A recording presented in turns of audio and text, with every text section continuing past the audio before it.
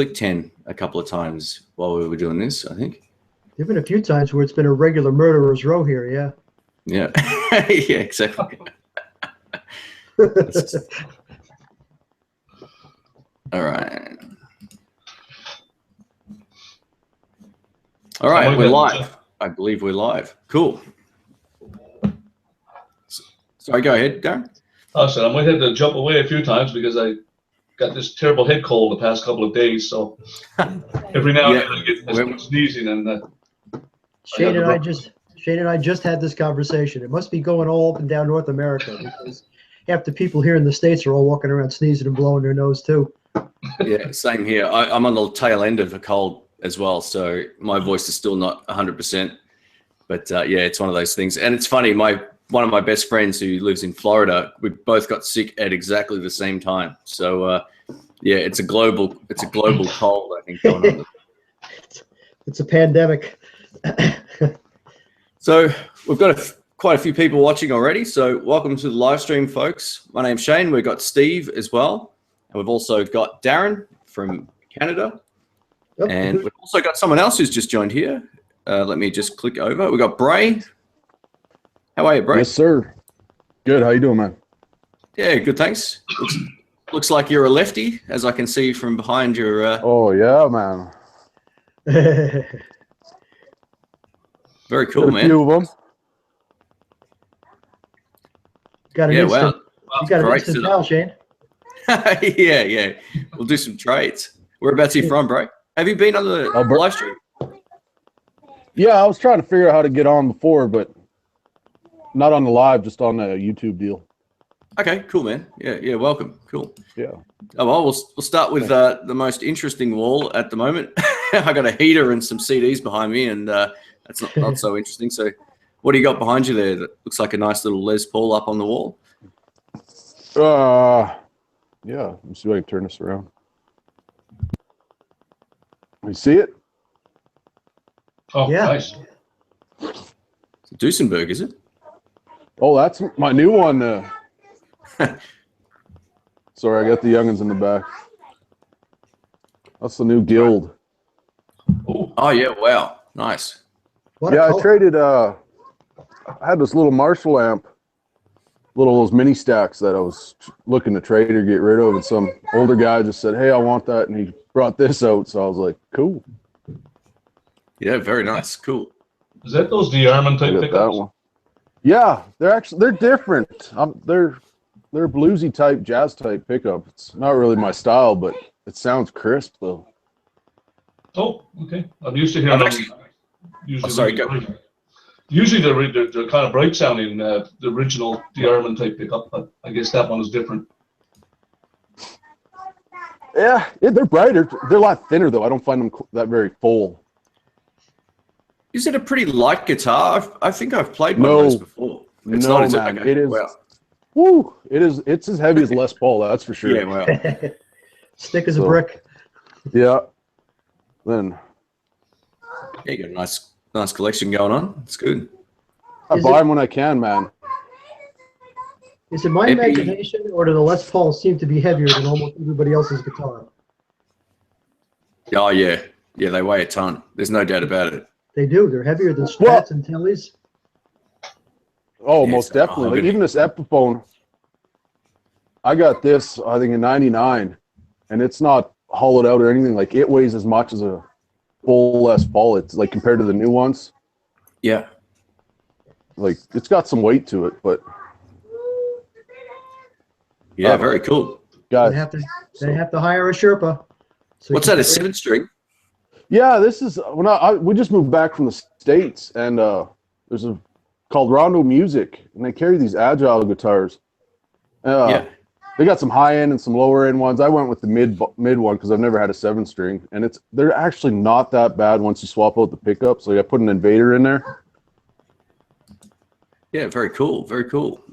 Yeah, so I don't know. I just got the. I love the little drum kit. Yeah, it's for the youngins. So. Yeah, very cool, mate. Nice. My pedal board of Joyo. Oh yeah, cool. I know most of those pedals. So very cool. Well, that's a lot of your videos is what I watch when I buy them. So. Oh, cool. Thanks, man. And you're the only one on the live stream who doesn't have a cold at the moment, Bray. So I just got off strep throat and everything. The kids were getting me sick and all that. yeah.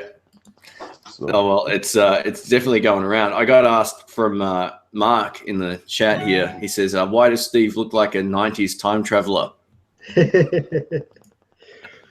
Well, the answer to that one is I've got such a head cold going that my eyes are like bloodshot. So I figured rather than scare the bejesus out of you all, to think maybe you're talking to, I don't know, a zombie or something or other, I said I'll just put my outdoor shades on. These are my real good Oakleys that I wear outdoors for all kinds of stuff. And you real really musicians wear sunglasses indoors, man. That's how that works. Yeah. You got to wear it. Always got to have those big dark black sunglasses on indoors at all costs. It's that's just how that works. Well, here we go.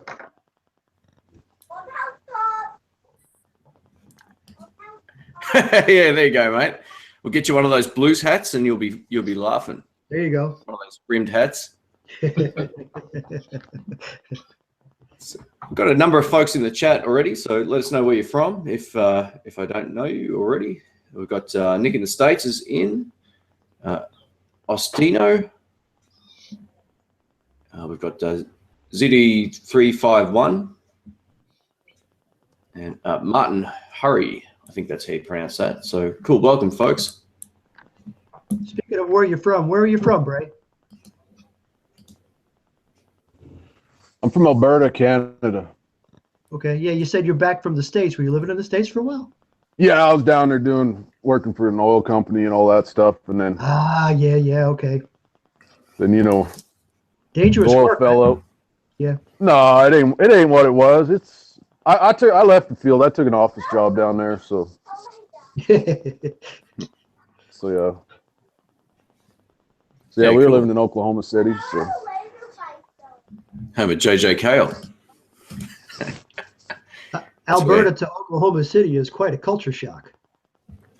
Oh man, I didn't want to leave. I mean, my visa ran out, and it's just the way it is. I knew I was coming back, but I can't do the cold up here anymore. We have the cold snap coming now. It's supposed to be -40 tonight. Yeah. That's so bad. Oh, I can't do it, man. Is that it, you guys? Obviously Fahrenheit -40, is it? Or you? Well, at -32, it basically meets up. I think -35, -32 Fahrenheit. It's the same. So. Oh, okay. Yeah. Wow. Yeah, it sucks. Was there much snow out there? No, actually, Yeah, we haven't got a big dump. No, but it's coming though. It's coming. Yeah.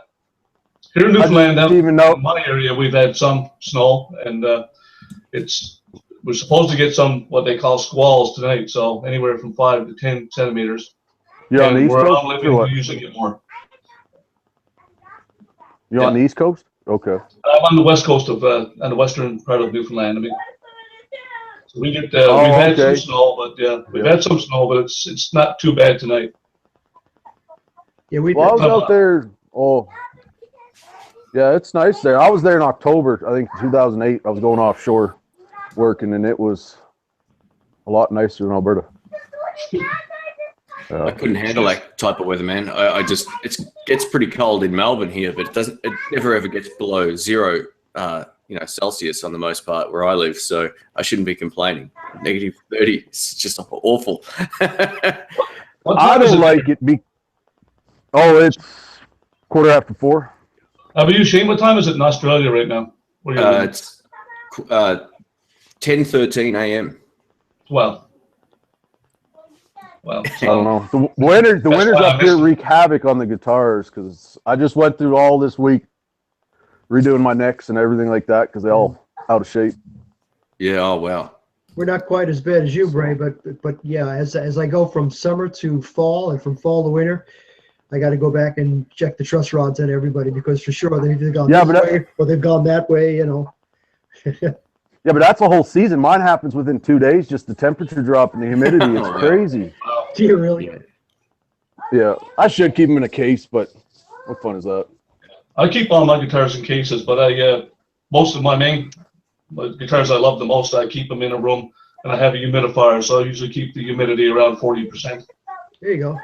Yeah. Oh, there you go. Yeah. Cool. Nice. What sort of guitars do you play, Darren? By the way, I didn't get around to asking you. Well, my favorites are Fenders. I have everything. I have quite a collection, but like most of us. But my favorites are probably the Strat, and Cool. I have Les Pauls and everything too. I'd say Strat would probably be my favorite, followed by the Tele. Yeah, beautiful. Nice. Good stuff. All right. Let me just. He's got gas. Yeah. Definitely. Yeah. I definitely got that. What sort of music do you play, mate? What sort of stuff do you play?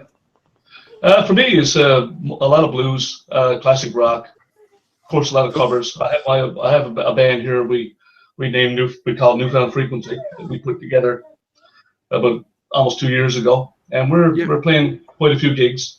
You know, not quite a few, maybe 2 or 3 a month. Oh, that's good. It's more than what I'm doing. I get about two a month at the most here, but that's just the way that it goes. That's what I'm saying here. 2 to 3, yeah. Yeah. Cool. So, Steve, anything new in the collection of at your place? It's funny you should mention that. Yeah. I have a call into the fellow that helps me out at my local guitar center. And I must have mentioned in the past, I was thinking about maybe trading in my Mustang 3. Yep. Against a Fender Deluxe Reverb 65. Yeah, nice. Which, is sort of up my alley because I do like the more classic tones out of them. And as much as I like the Mustang, I think I've also mentioned before, the thing that strikes me the oddest about the Mustang is that it sounds a little bit like everybody else's guitar, but it has no sound of its own. I have a Mustang.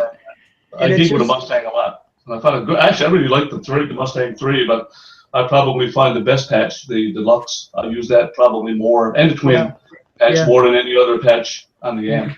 Yeah, wow. And it's a great amplifier when you're not exactly quite sure what sound you like, because you can just twizzle the dials until the magic happens. But at that point, I was like, I do like the 65 Deluxe reissue sound.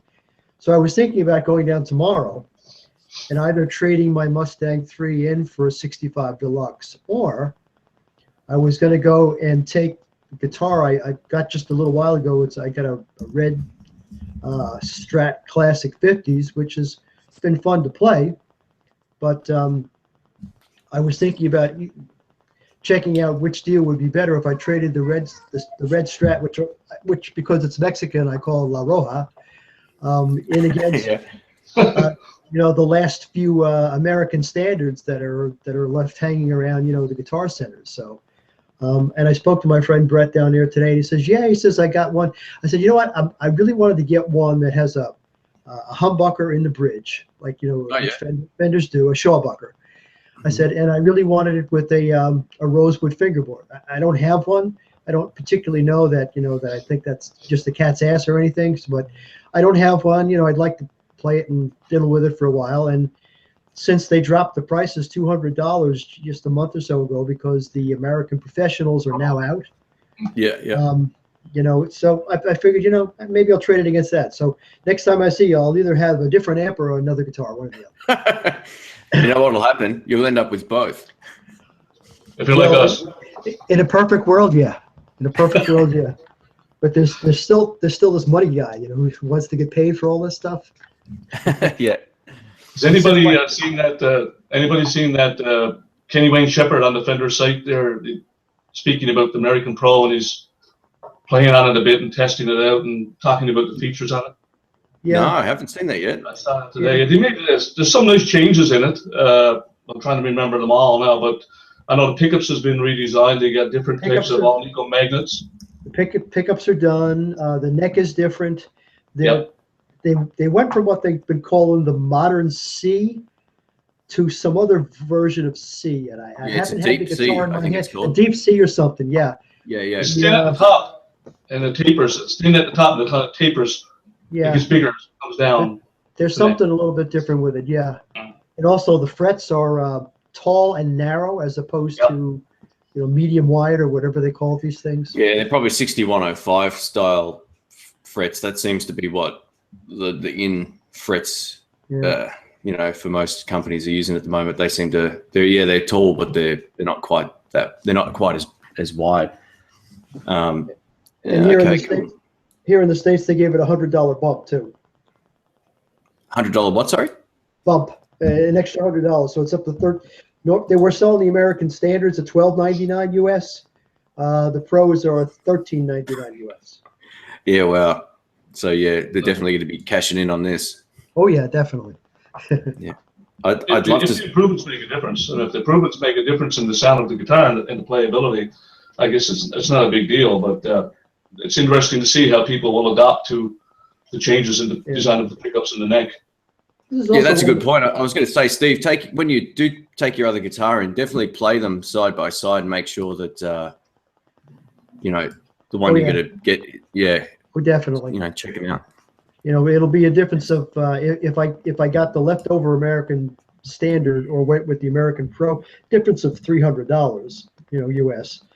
It's not insignificant, but I thought it would be a good idea to grab an American standard. Simply because they're not going to be around anymore. I don't know about what that may or may not do to collector value. And also, if for some reason or other, the Pro Series just doesn't take off for lack of God knows whatever reason, I've got an American standard, and if I needed to, maybe I could sell it at a good price. I don't know. Yeah, well, fair enough. No, it got me thinking about it as well a little while back. But the thing for me is that the necks on a lot of the standard Strats for my hands, I got large hands. I have trouble playing those really modern necks. I don't really like them. So yeah, for me, if the new necks are slightly thicker, then that might be something to look into at some point in time. But I'm still really happy with my Strat. I played it all day yesterday, and my Les Paul as well. But the Strat is just the one I've got. The Mexican one's been great. It's got a slightly wider neck than the one I had, like the deluxe that I had as well. So. Yeah, I don't know if I need another one, but when does that come into consideration? That's what gas takes over. Yeah. Have you got any duplicates behind you there, Bray, in the background? You got any? You got like 3 of the same Strat or anything hiding out, or?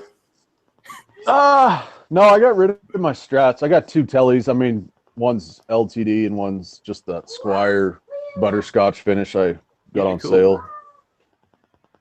I want to trade the Fender Strat or the Squire Telly for Squire makes that Strat, that 60s style one, the rosewood.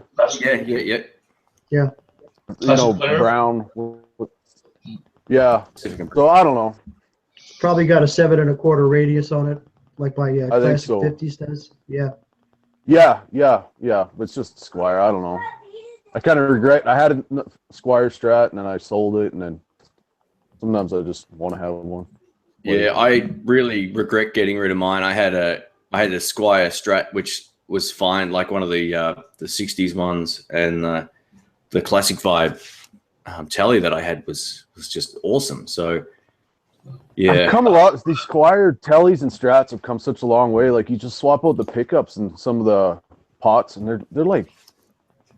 Yeah, the pots are the things that I think let those guitars down. The pickups aren't so bad. I reckon at least in the guitar I had, the pickups were pretty good. Like I had a chance to demo some other companies' pickups in that guitar. I ended up putting the stock ones back in. Oh, did you? In the Telecaster, at least. Anyway, yeah, they were really quite good. But yeah, I don't know. It's one of those things. I shouldn't have sold that. I shouldn't have sold those guitars. But I think I was paying off. As it happens, you buy something else and then you flip all the other guitars just to pay the other one off. That's how I work. Instead of saving up the money beforehand and then actually buying it. I don't know. I'm quite cheap. We got this Kijiji up here. It's our kind of Craigslist buy and sell, and I do a lot of posting. I like trading stuff as opposed to selling it because I never know what to sell it for. So yeah, that makes sense. I feel like a jackass listing it because I paid whatever 800 new, and the guys are like, "Oh, I want 600." It's like I don't think it's worth it, but yeah, I don't know.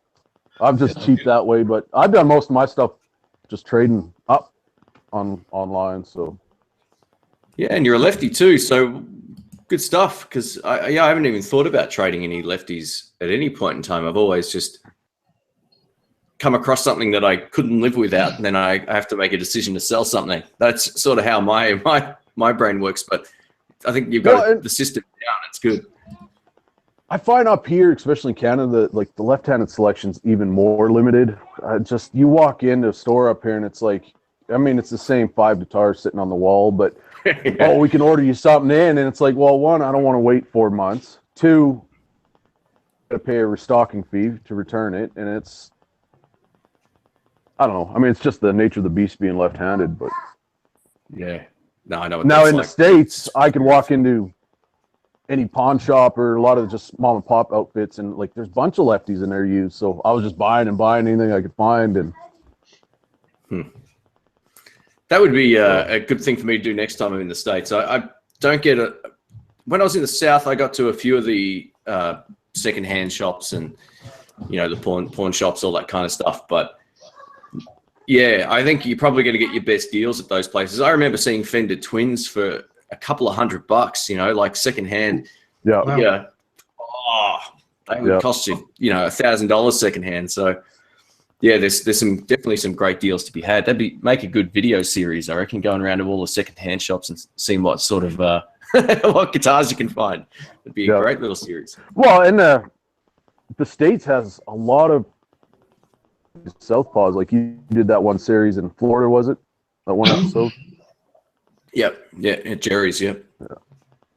Yeah. Now there's another guy in New York, at Iron Dak or something like that. He carries right-handed, but he must put out special runs or orders for left-handed anything, and he's got like a great selection and it's reasonably priced and everything. Yeah. Wow. Cool. Yeah, that's usually how that works with the left-handed guitars. They have to buy sometimes between 5 and 30 to get a run done. So they have, sometimes it can cost. I remember when Jerry said he got his PRS guitars done, he had to buy or order 30 of them, which is insane. So yeah, I can only imagine how much that was going to cost. Whoa. But Brutal. That was absolutely yeah, he was brutal. but then again, he's the only guy that has them. So he's got the market. It's pretty smart, but you got to have the 80 grand or whatever it costs to get them in the first place. Yeah. What do you think of PRS guitars, guys? Has anyone played them? I want one so bad, it's not even funny. Yeah. I tried one a long time ago. I had a loan of one for about a week, but I never really could get onto the feel of the neck. I just couldn't really attach myself to it. I didn't find it play well for me. I found the neck a bit flat, and I found the sound a little too anemic. It wasn't a Fender, and it wasn't a Gibson. Yeah, yeah. No, I'm sort of on the fence. Some of them have felt okay to play, but you're right. I think this is what I hear a lot. A lot of guys will buy them with the intention of having that coil split thing. You know how it can sort of sound like single coils, but then they go, oh, it doesn't sound like my Tele. And it's like, well, it's not a Telecaster. So it's got its own thing going on. There's no doubt about it. I find a lot of humbuckers that you can actually split the coils. I've never ever found many of them to sound really like a single coil pickup. I have 2 guitars in my collection that I found could do that very well. Well, probably 3. I have a 70s Yamaha SG-1000. Yeah, I know those guitars. They're awesome. Those are great pickups, and you coil tap those. They can be very, very much like a Tele or a Strat. And I also have a PVT-60, an 86, and I find that works really well because with the tone controls all the way up, they become single coils, and they sound really fat, but very single coil sounding. I have a Gibson, for example, my 2013 Les Paul Standard. If you coil tap them, I find it sound more like it's at a phase than an actual single coil pickup. Right. Wow, My cool. my LTD has that coil split, and you're right. That's what it sounds like. Yeah, awesome. Yeah, none of my guitars have them, unfortunately. I don't have anything with... I think it's worth having. Like, I like splitting the coil for the cleans, take some of the low out so the highs come through a little better.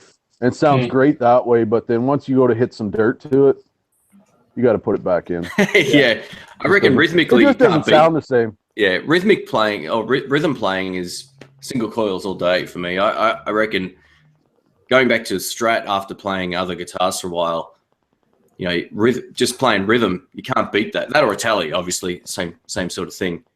Just you can get so much more usable rhythm sort of chops out of a Strat or a tally, in my opinion, than humbuckers. But when you're playing lead, man, humbuckers is so much fun. They're both fun, but humbuckers are awesome.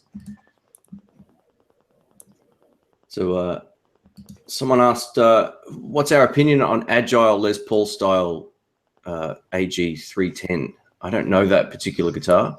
Fantastic. Yeah. There you go. Yeah, I played one at a.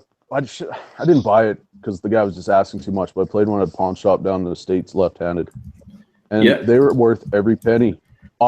Brand new off the site. This guy wanted like brand new price, so I said no way. But yeah, I'll look it up. I'm interested to see what they look like. Actually, it's I Rondo. know I've heard of your guitar. Yeah, just Google rondomusic.com, and they're like the only suppliers in the U.S. I don't know with the guitar manufacturer what kind of deal they got worked out, but can't buy them anywhere other than there. Okay. So. Is this the same agile guitar you see on? Oh, well, I guess I'm on eBay Australia here, but they actually look really, really good. I'll screen share. Check these out. They're amazing. Here we go. Might have to. Nick in the States will probably have 15 of them in the next week or so. He's the sub $500 guitar master. So I'm looking at this one with the. This looks awesome. I don't know if my mouse is showing here, fellas, but it's the one on the right in the middle. That looks pretty cool with the P90s. Yeah. Yeah, wow. $250. Reminds Nick. it reminds me of one of the Gibsons, a vintage Gibson with the P90s. I can't remember the model. Yeah. It's the is it the Les Paul Jr. I think that's what it's called. But with the two pickups is great. Yeah. That's really cool. I might have to see what the damage is to have one of these sent over. These look awesome. They look really, really good. How's the finish on this one? I bet you they stay in tune better than some of the Gibson Studios. Oh, don't get me started. Don't get me started. Don't get me started. Yeah. Wow. These are good. They look great. They actually, I couldn't find any blemishes or anything wrong with mine for the price, and except for this one. I know the 7 strings and in wrong. Yeah, well. Sorry. Yeah. Bad humor. That's different. Yeah, it is, isn't it? There's a bridge and everything. Yeah. Lopsided. The 7 strings and 8 strings that come with the active pickups, like, I mean, if you watch a lot of the YouTube, like just metal and all that stuff, Jared Dines and a bunch of these guys, that's like they use these agiles all the time. Yeah, wow. Yeah, well, they look fantastic on the photos. I mean, I made the one mistake of buying a Gibson that looked awesome on the photos. This was I don't know, maybe 10 years ago now. Longer. Oh no, it would have been about 10 years ago. And it looked great on the photos. I got it, and it was a dog. But these actually look, you know, if you played these before, then that's all the incentive I need to know that they're going to be good. That's cool. Yeah, wow, they got hundreds of guitars. Far out. I'm gonna have to. And then they got a custom shop page too, where you can build your own, and then they'll build it for you. Yeah, wow. I'm gonna bookmark that and save that for later because that's awesome. Oh, thanks for the heads up. Cool. Yeah, I mean the Asian made guitars they have out there now. I mean the craftsmanship is really good. I mean I have Fenders, for example. I have the Modern Player. I think it's a Tele, the thin line with the P90s, and that's made in China. I mean the finish is flawless. The fretwork is excellent. And what's that one called? Sorry, the Modern Player, is it? I think it's Modern Player Telecaster. It was the thin line. It has 2 P90s. Now the P90s ain't as aggressive sounding as a Gibson P90. They have a little bit of a mellower tone, but they still sound great. But the guitar itself, the neck, I don't know if you like the neck, Shane. It is a little small, but the sound of the guitar, I mean, it resonates great, and the fretwork is really good. It looks unreal, actually. So it'd be something like that one. Yeah, just like that very one. nice. Yeah, it sounds great. I think all the modern players are made in China. Yeah, I think so. I mean, that said, my Squires had pretty thin necks, but I actually still enjoyed playing them. But comfort-wise, going back to my 52 with the big neck, it's just my hands. I got large hands for my size. But if the guitar's nice, yeah, I'll put up with the small neck if I have to. But sometimes I just find it after a while of really going like this, I get a really sharp pain in here. Whereas on my fatter necked guitars, I don't get it. It's like almost like an electric shock at some point if I'm playing for a long time. So yeah, I've just got to watch that, I guess. I don't know. It might be a tendonitis thing or something. That's what you get when you play the same licks for 10 years. I know how you feel. Have you tried the Genie Maskus Jazz Master? Have you tried that one? I haven't, no. That's a nice guitar. It has a nice neck too. The only I always get Jazz Masters and Jaguars. It's another. Yeah, I always get them confused. Whatever the Kurt Cobain one was, I've played that before. I think he's. Not sure. Yeah, I don't know. Sure. The scale length is only like 24 or something on a Jaguar, where a Jazz Master is 25 and a half, like a Strat. I think the yeah, Jaguar cool. has all those switches and whistles and bells on it too. Yeah. Yeah, that's the one. Yeah. Cool, I get confused just looking at that guitar. So we've got 30 people watching right now. So welcome to the live stream, folks. If you want to be on the live stream, like us four blokes here, you can email me at intheblues@outlook.com, and you can be on the email list. I only email out when the streams are coming up, so you don't get spammed, unlike the month before, if anyone remembers that, when the email packed up on me. But yeah, so Nick, we hope to see you pick up most of those guitars off that website in the next couple of weeks, mate. So get on it. And hey Ryan, how are you, mate? Whoa, we get some feedback. That's quite Hang a on, bit. I've had to mute you, man. Hang on. Yeah. Hey guys, I got to bounce. It's been a pleasure. Hey, thanks, Bray. Thanks for hanging out, man. It was cool. Good seeing you, bud. Yeah, we'll catch you on another one. Likewise. Cheers, If I can make it back on, I will. But no worries. That link will still be active until the stream ends. So cool. All right. All right. Thanks again, mate. Cheers. Yeah. All right. Cheers. All right, Ryan, you were howling at us with feedback. Let's try this again. I'll unmute you. There we go. I think you're good now. Working? No. All right, let's try that. There we go. No, I can still hear myself. Have you got headphones at all? Let me check and see if I've got a pair laying around. I'll put them on if I do. I can literally hear myself as loud as I can hear you. I don't know if everyone else is copping that as well, but Yeah, it sounds like am I okay? Am I oh, yours is fine. Yeah. It's just some mics are more sensitive than others, and yeah, That's it what depends I on. get for getting rid of the Apple products. Oh, you're on a PC today, are you? Yep. I think it's okay now. It could have just been the speakers were up really loud. All right, how about now? We'll test it now. You okay? All right. 1, 2, 1, 2. Yep, Yeah. I think that's fine. 1, 2. Thanks. How are you anyway, Ryan? Well, I've got interesting guitar news. Uh-oh. Did you get another Telecaster, did you? Let me just slide out of the frame here. Yeah. What a guess. Very nice. What'd you get? classic color too. Beautiful. Well, that's a Charles Whitfield custom Telecaster there, master built out of Kentucky. Pretty nice instrument right there. You want to hear it for a minute? Oh, yeah, absolutely. Mate, All right. Go for it. I believe Brian Wampler. I think that's what he uses. He has the Whitfield Telly, probably the Strat as well. Yeah, wow. And I think Travis used to play on Travis Feaster. I think that's what he used as well. yeah, cool. I've heard a lot of good I think things about it.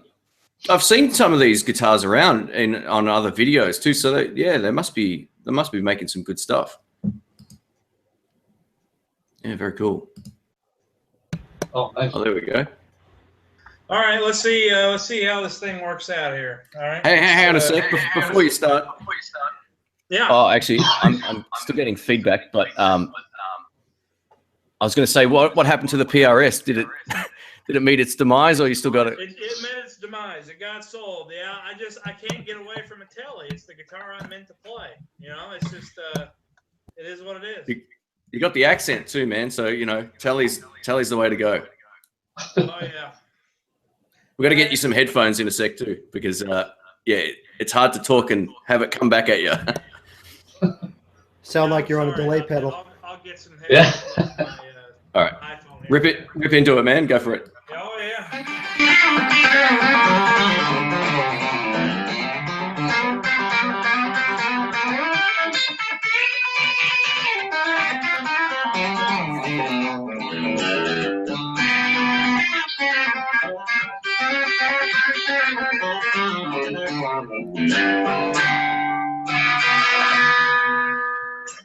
Cool. Yeah, Is that very plugged nice. into a Mustang 3?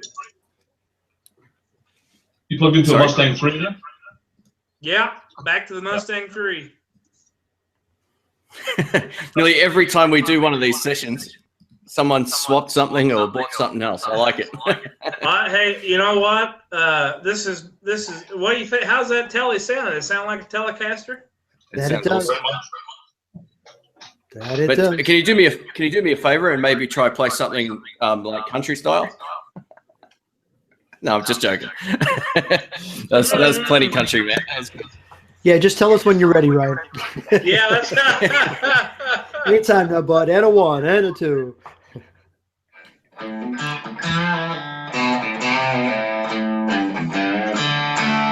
Yep. Well, I've got a little cool. confession here, folks. Look at that. It's got that nice intonatable bridge on it. Oh yeah, cool. Flat pole piece pickups. Did you have the barrels on it originally? No, this is how it came. Cool. Now, are you ready for the punchline? What is it Hold like? on, Yeah, man. go for it. I've got to take my lead out here.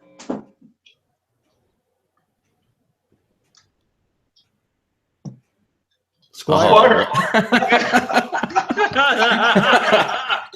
See, there you go, folks. It's all in the look at that. hands. Affinity series. Affinity. Wow. Wow. Oh yeah, that's a bad boy right there. Hang on, well, I gotta ask. You didn't actually trade your PRS for that, did you? Unless you got like $9,000 back. Yeah, not quite 9, but I sold the PRS outright, and I went and bought this workhorse right here. So, That's hilarious. yeah, it's funny to go from a guitar that's private stock PRS down to below entry level Squire. Yeah. So tell us a bit about the process involved with that. I mean, you could have got yourself pretty much anything you liked. Well, pretty simple. I liked playing, the Telecaster, which, that PRS was basically a Telecaster on steroids. It had the 2 humbucking pickups, and then you could tap it into single coil in both positions, and it was awesome. It was really well made. But then I went just as a laugh and picked this guitar up at the local guitar center, and it was like $199 US. No case, just the guitar. and I ended up walking out of there with the guitar and a tweed case for like maybe $210, I think. Yeah. And I turned around and sold the PRS. I mean, I don't know what to tell you. It's just I get the sound out of this $200 piece of wood. Now, it's not the last guitar I'll ever have, but I'll tell you one thing. It feels good to know you've got $200 hanging on the wall rather than $10,000 hanging on the wall. I'll say that. Yeah. Goes to show Because you it's the player. For those who don't know, Ryan actually, hang on, I'm getting a lot of feedback again. Sorry. Let me mute myself. I'm sorry, Shane. That's all right. Brian actually had a couple of Sir Telecasters or other guitars that he traded in for the PRS at one point. So he had a lot of really nice guitars that he ended up swapping for that private stock PRS, which was beautiful. But to see him go back to a $100 or whatever it was, $200 guitar with a case is pretty funny. There's no doubt about it. But when he can play like that, it really makes no difference what guitar you have. One of my friends, Brian, did a demo on the In the Blues channel with a $70 guitar, and man, he made it sound great. So it's all in the hands. And if you got a good amp and a cheap guitar, it'll still sound good. Not so much the other way around. Yeah, and I don't know if this particular Affinity Series Tele is the one that was touched by God himself or what, but normally you've heard of treble bleed circuits in electric guitars, and I do that on all my Fenders. PRS comes from the factory with the treble bleeds. What that does is when you roll your volume pot off, it retains the high end. This guitar, it just doesn't lose high end when you roll off. And I have not opened it up to look at it. I don't even want to look at it. I don't know. I don't want to know what's happened. But if this is really what every Affinity Series you can't buy a cheaper one. If you wanted to, you couldn't do it. This is as cheap as it gets. And I picked it up and played it. And, I was like, I think I could use this as like a backup. This would be a nice guitar just to have as a backup guitar and maybe one to keep in a different tuning. And I brought it home and I set it up, tweaked the truss rod a little bit, set the action. Next thing I know, I'm sitting there trying to figure out why I need a PRS private stock hanging on the wall. So, I sold it on Reverb, and I've been very happy with it. Now, don't get me wrong. The private stock guitars are in a league of their own, but from a workhorse perspective, and I don't feel like this guitar limits my playing at all, which may say something about my playing ability. So yeah. Well, that's it. Like I said, man, it's all in the hands. There's no doubt about it. One of my most popular videos was the Squire Affinitive Series demo I did it back in 2012, and I got a lot of positive comments on the tone, especially the bridge pickup. The bridge pickups on those things sound awesome. How's the neck pickup in terms of clarity? What were you playing on just before? Was that bridge or was that both? Or yeah, that was the bridge. Cool. The neck pickup sounds like a Tele neck pickup. You just did that demo of all the guitars on the distortion. Hell, I couldn't tell them apart. Yeah, not at all. It makes no difference. I was going to answer the questions, and I said, nah, I'm not going to try. Yeah. I couldn't tell. Seriously, even in the room, I couldn't tell the difference. The only one I could tell the difference on was the last guitar, which was the 335. It sounded slightly more like muted on the top end, like more high-end roll-off. But other than that, actually in the room, it could have been just the same guitar almost over and over, which it wasn't. But I could hear some sound a bit more edgy, but I just couldn't. I was going to say Strat or Tele, but I said, because I got a Gibson Les Paul, the 2013 with the Burstbucker Pro 2s, and that's a very bright sounding guitar, and that's humbuckers. So I wouldn't. P90s, it could have been P90s as well, which you did use. But I listened to them a couple of times and said, nah, I'm not. I also made sure to cut all the buzz at the start of the P90s and the Strats because they were really, really buzzy. So I literally I thought maybe I might give it away. I kind of chopped it a little late on a couple of the clips, and they were the P90 and the Strat. But yeah, because my Telecaster actually has buzz-free pickups in it, so I got away without having any problems with that. But yeah, so many people almost got it right, but everybody basically wrote at the end, I have no actual idea. This is just a guess. So yeah. I was interested in those Z coils. Is it Z coils that you're using in the Telecaster? They look interesting. I was thinking about trying those. The Zex coils I had in my old Strat, my deluxe Strat, which was really good. Those pickups are awesome. If I ever buy another Strat, I'll put a set of those in whatever, if I do get another Strat at some point. I don't really want to mess with my white Strat at the moment because I really, it just sounds great the way it is. I'll put up with the buzz because it sounds so good. But the Tally that I've got is actually the Joe Barton pickups. Bardens. I was going to try Bardens. I've never ever played Bardens either. I reckon on a Tally, that's the way to go. But on a Strat, get the Zex coils. The Bardens in the Strats don't really sound quite right. They sound better in a Telecaster. I don't know what it is, but all the Strats I've heard with Bardens don't sound as good as the Zex coils in terms of keeping the Strat just quality there, and vice versa. I haven't heard Zex coil in a Tally that I think sounds better than the Bardens. So it's just my preference on them. But yeah, they're both great. There's no doubt about it. They're not cheap though. The Bardens cost a fortune.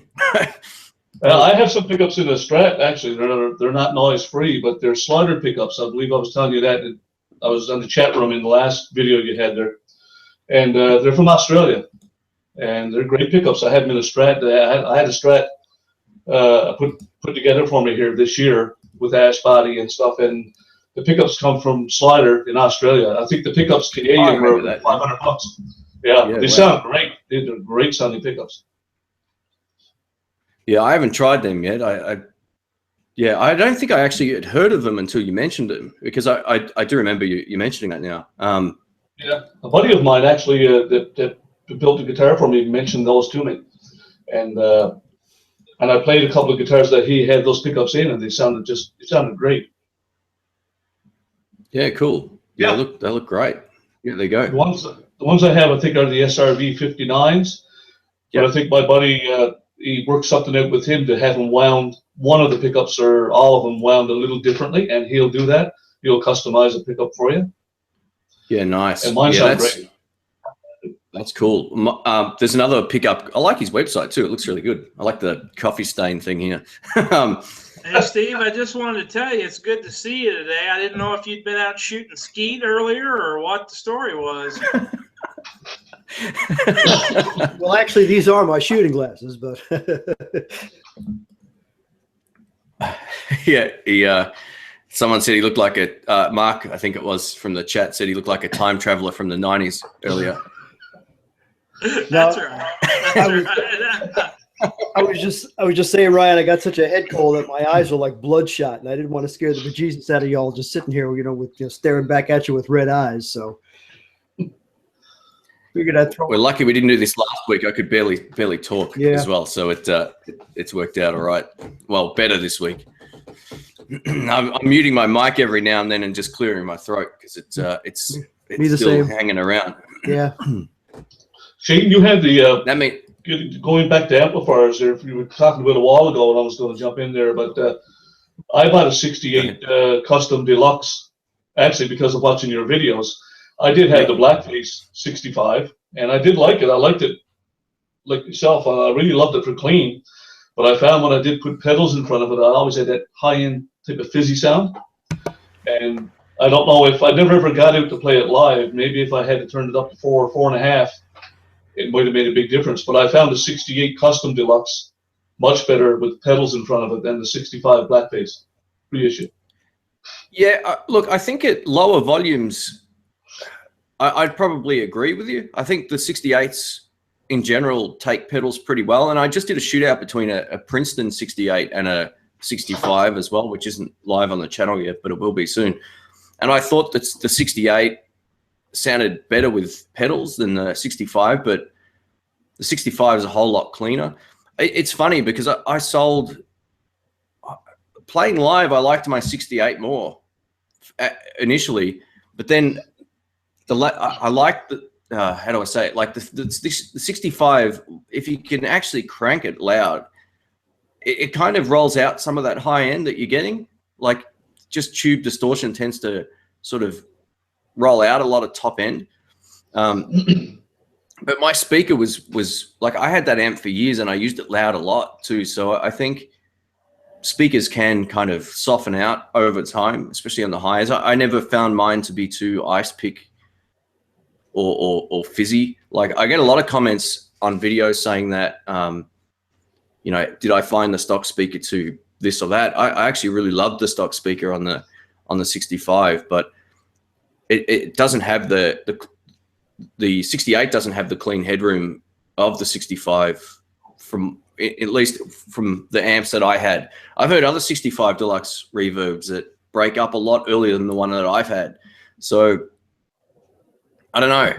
I think they're all maybe, although the tolerances aren't going to be plus or minus 15%, I reckon there's still a difference between, you know, the same amp that, you know, one guy's got compared to another. So I don't know if that answered the question. I forgot the question now, but yeah, sorry. I sort of jumped off track from amplifiers. I think we were talking about guitars, but I was wondering about, do you have the Jensen in yours, the big bag? I was never big on the Jensens. I think the Jensen, if I had to try a different speaker, like the 68 Custom Deluxe has the Celestian, and maybe if I had to try one of those in the Deluxe, it may have sounded a lot better. But I found the Jensen to be almost too airy sounding or hi-fi sounding. And I found that probably affected the way the distortion pedals reacted to it. Maybe if you had them at a higher volume, that wouldn't be the case. But I found had uppers to about 4. I still found it didn't react too great to pedals. Shane, Maybe it was just my amp. I was just in the chat there talking to Nick in the States. I said, you know, with this Squire Affinity series, I feel a little high class, a little high society after seeing all your Harley Benton videos. Yeah.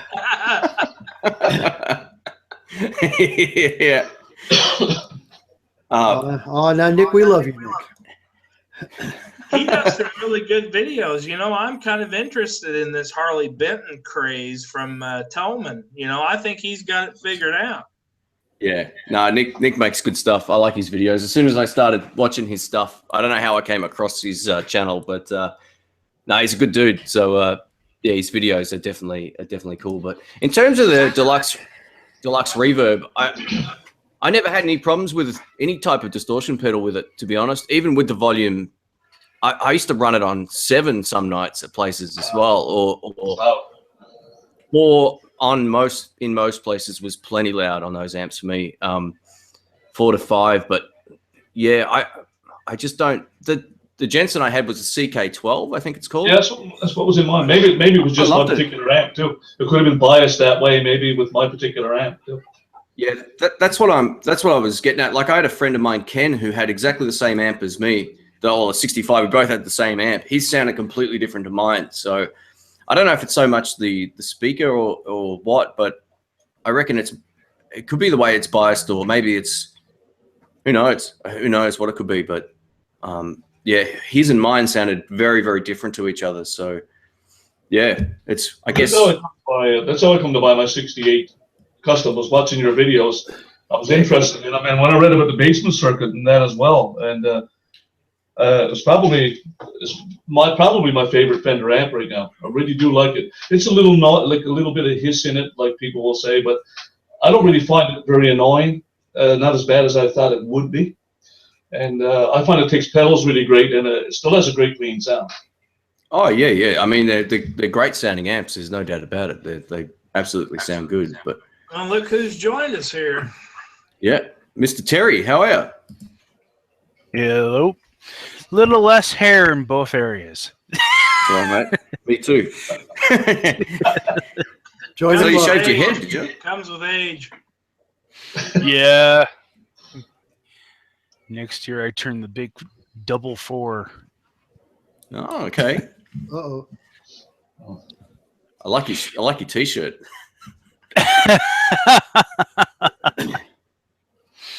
Yeah, one of the ones I picked up in Frozen.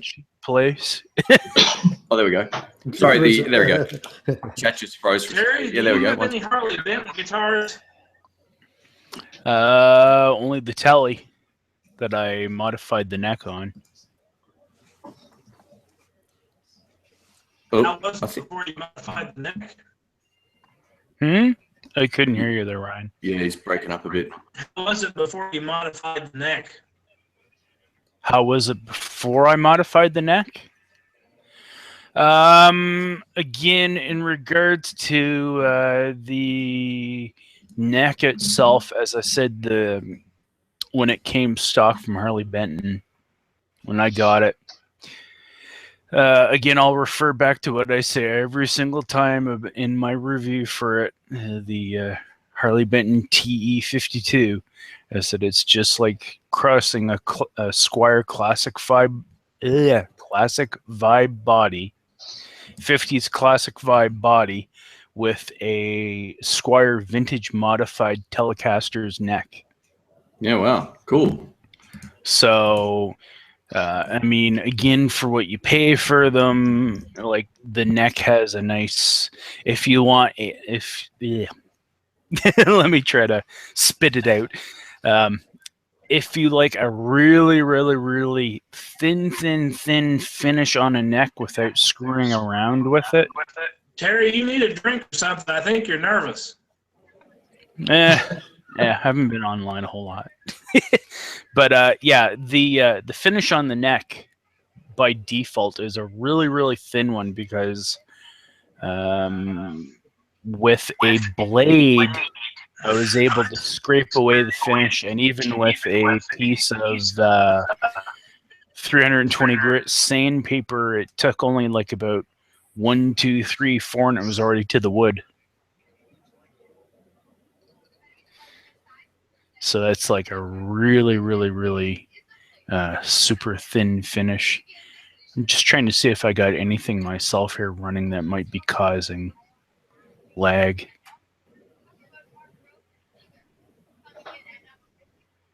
I see Shane talking, but I don't hear him.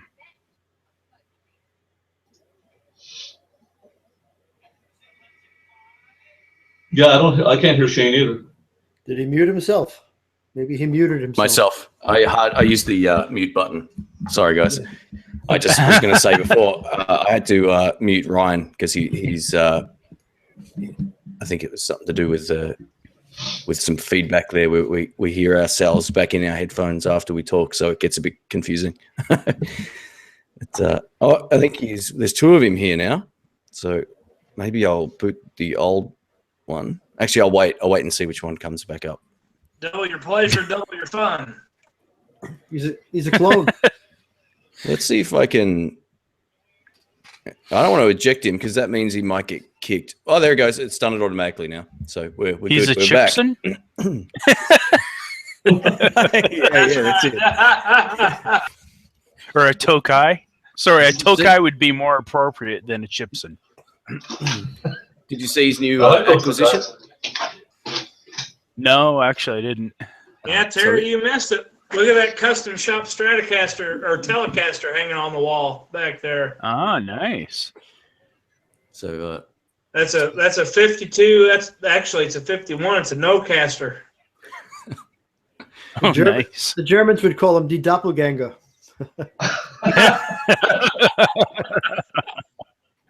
it's like a 100. Excuse me. Hang on. Sorry.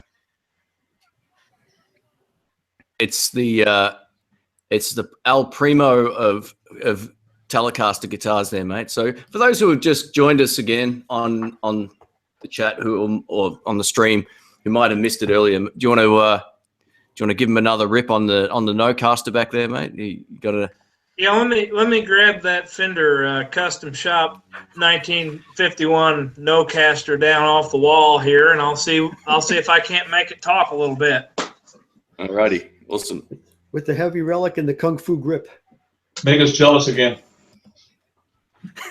Yeah. So this actually replaced the PRS private stock guitar, which is Oh, we got rid of the private stock? Yeah, I was so impressed I was so impressed with this. It's sugar pine. This body is sugar pine. Oh yeah.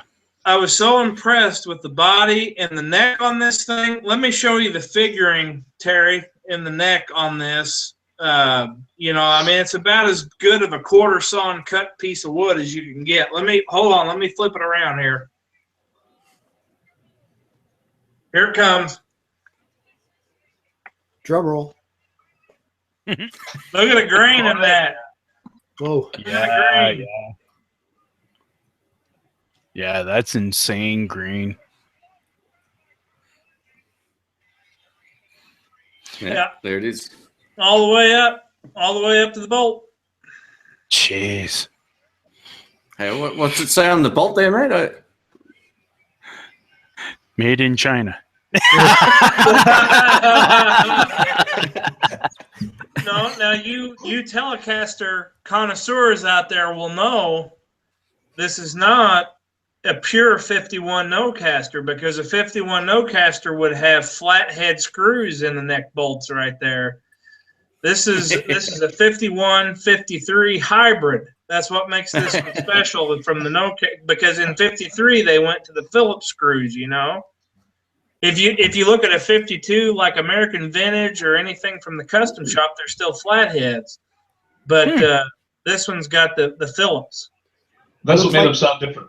It looks like the writing says, if you can read this, you're too damn close. Yeah. Let me see if I can play a little neck pickup position for you, Shane. Yeah, cool. We didn't get to hear that before, so Yeah, see here it's got, if I can just, it's been modified for the modern wiring. So down is the bridge pickup, and then you've got the two pickups together in parallel, and then just the neck. So yeah, you very can cool. see this one does have the nice chrome covering on it. That's Bakelite, by the way. This black, it's a Bakelite. Bakelite. For a second, I thought you said it's bacon light. I was gonna say no bacon. It has nothing to do with pork. We all just got hungry. Yeah, here, let's see. I'll put it on the neck pickup here. All right, cool. And welcome to David as well. He's back. How are you, man? Hey, David. David. And Nick as well. Sorry, guys. Hello. How are you? Hey guys. We were talking about you a couple of times ago, David. So what happened to David? Hey, he's had a better offer, I think. He's been busy. So go ahead, Ryan. Go for it, mate. Yeah, I'm going to try to dial in that clap. So I'll go up a little bit on the volume and down a little bit on the tone. You know, we'll get that woman tone out of this thing. Yeah.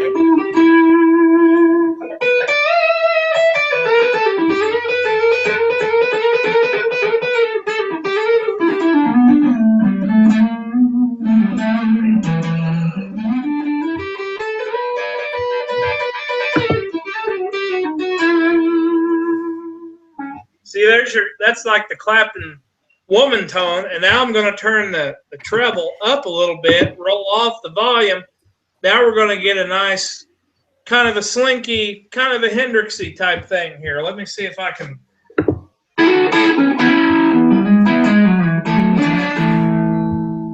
You should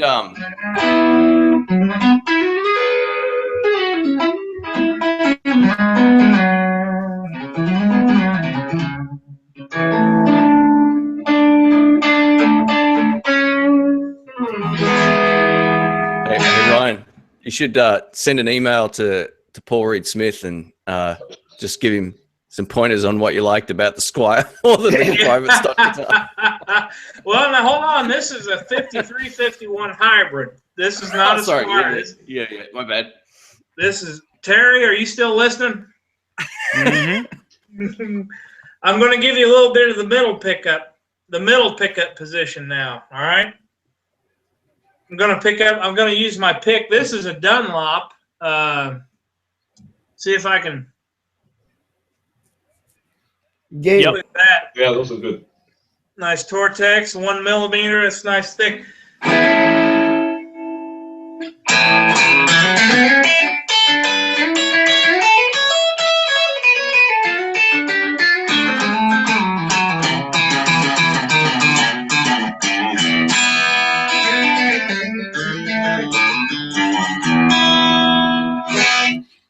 What's I couldn't funny is be more- the I first couldn't thing be that happy. you played there sounded very Stonesy.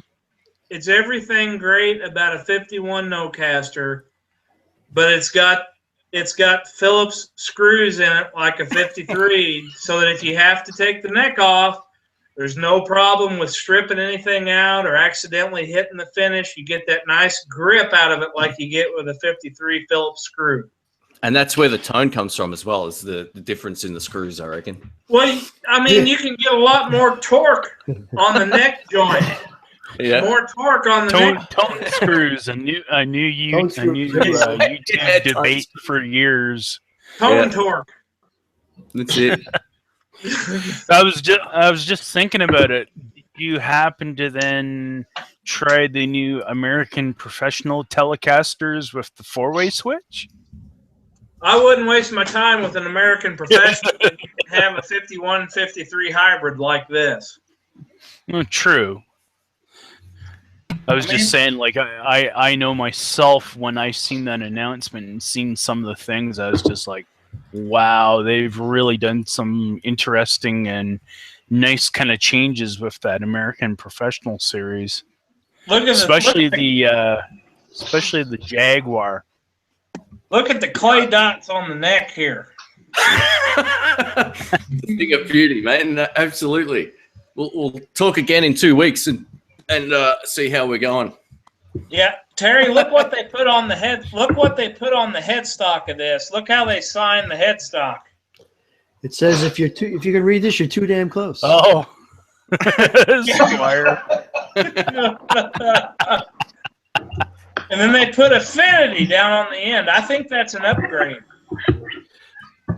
Oh, geez. Seriously, Ryan, you should start doing video demos, man. You got a good personality for it, and you got the chops. So start making some vids. That'd be hilarious. You should do try to do a serious video about like that you got a no-caster and it's a Squire. Hey, I just want to point out. Look at the grain on this neck.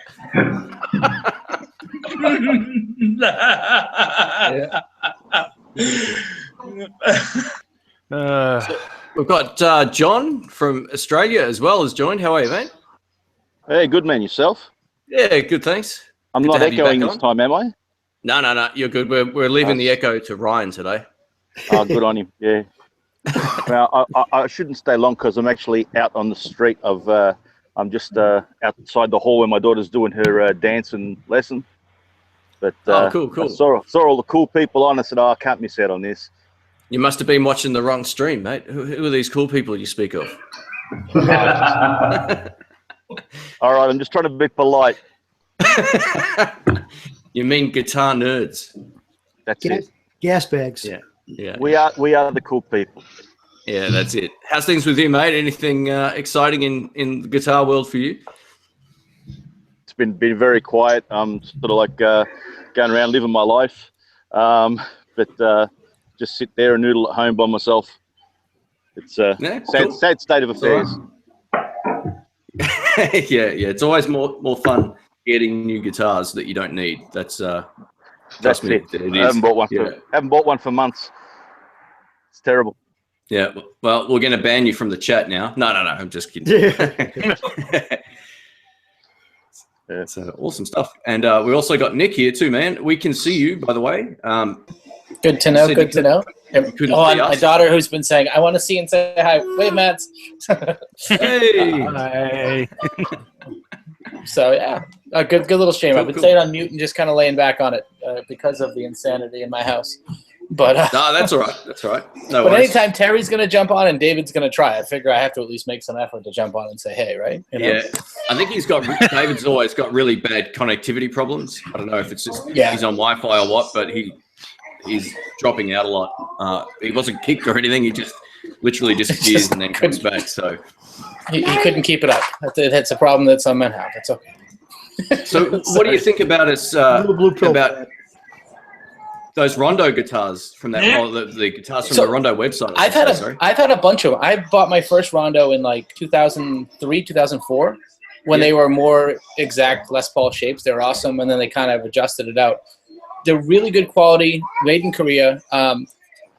the last couple years probably hasn't been quite as strong as the years before that. I think it's factories and price ranges and stuff. It's been hard, but anything in the 3,000 range is good.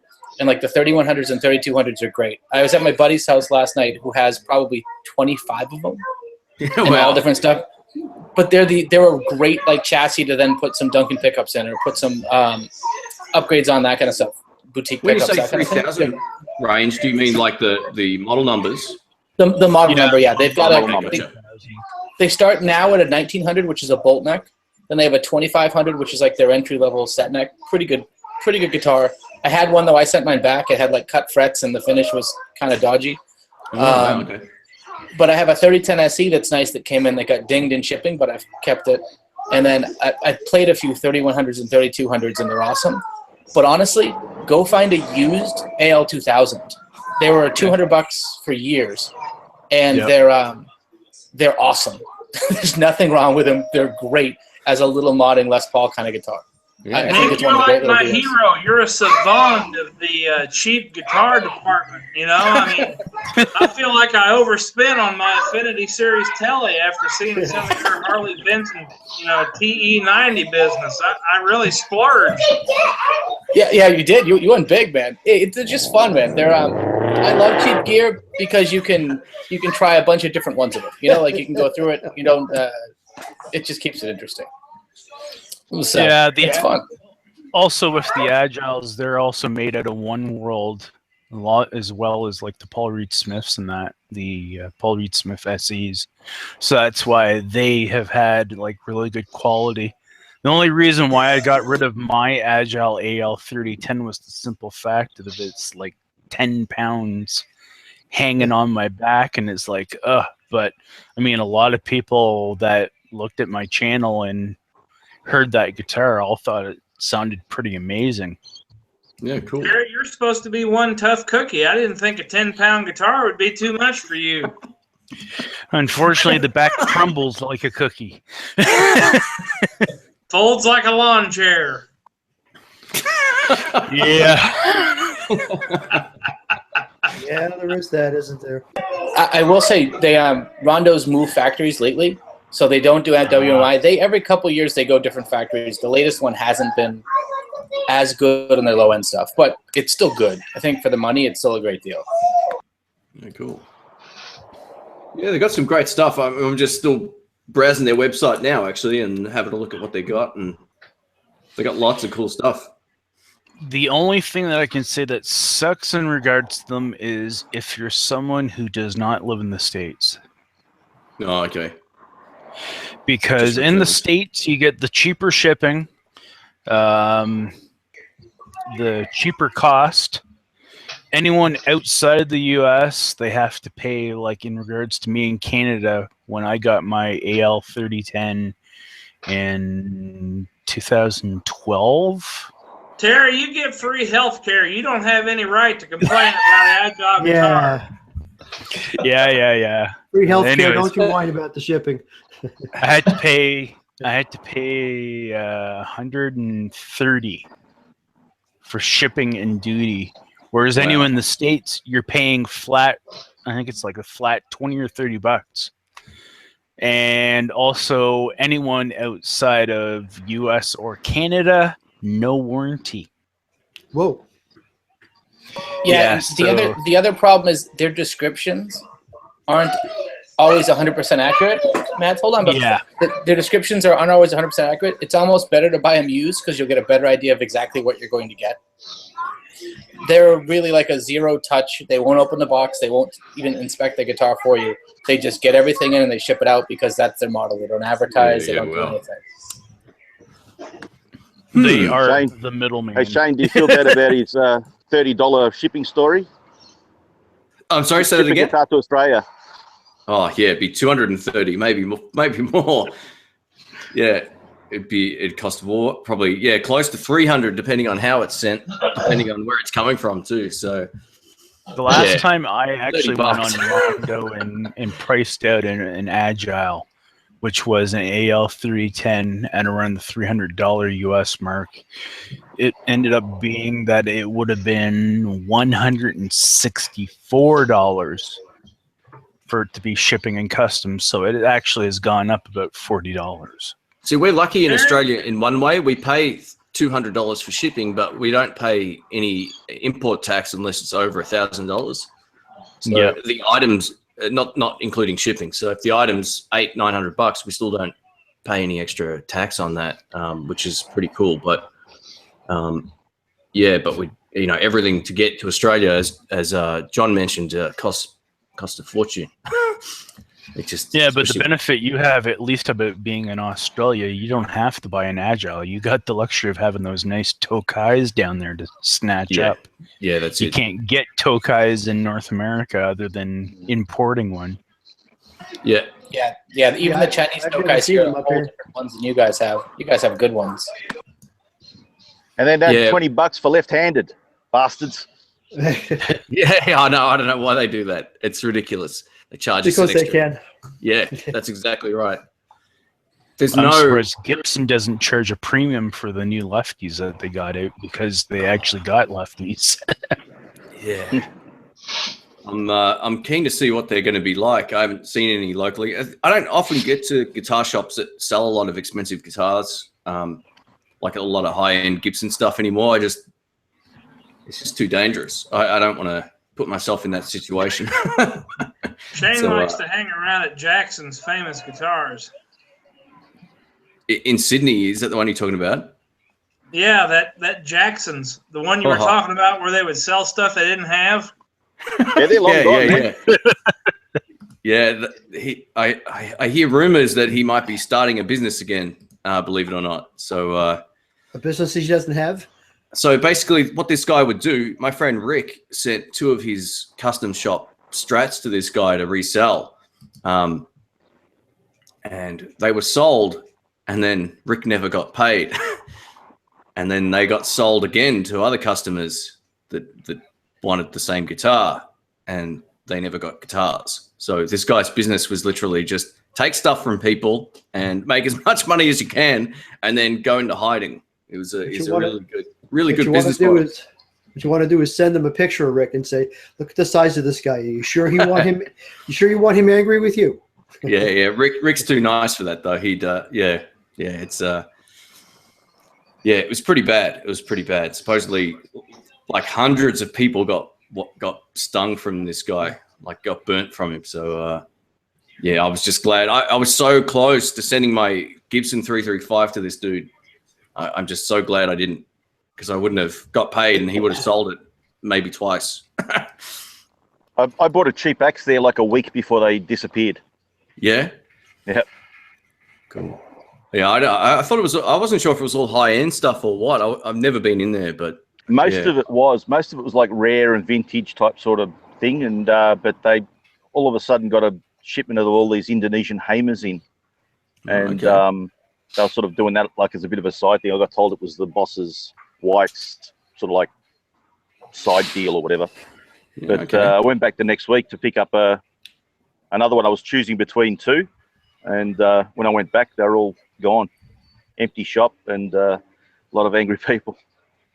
Yeah, I'm sure if people Google Jackson's rare guitars in Sydney, there'll be lots of people posting horror stories about how much they got rolled by this guy, like thousands of dollars, not just a couple $100. Like they would have got stung thousands. So and no recourse. The guy didn't go to prison, nothing. It's just, that's the way that it works. It's ridiculous.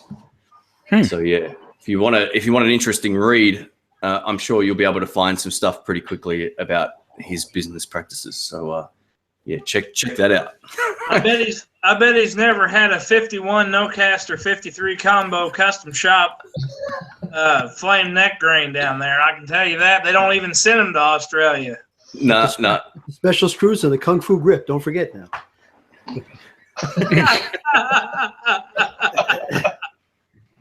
I think those guitars, those affinities, they actually come in a package, don't they?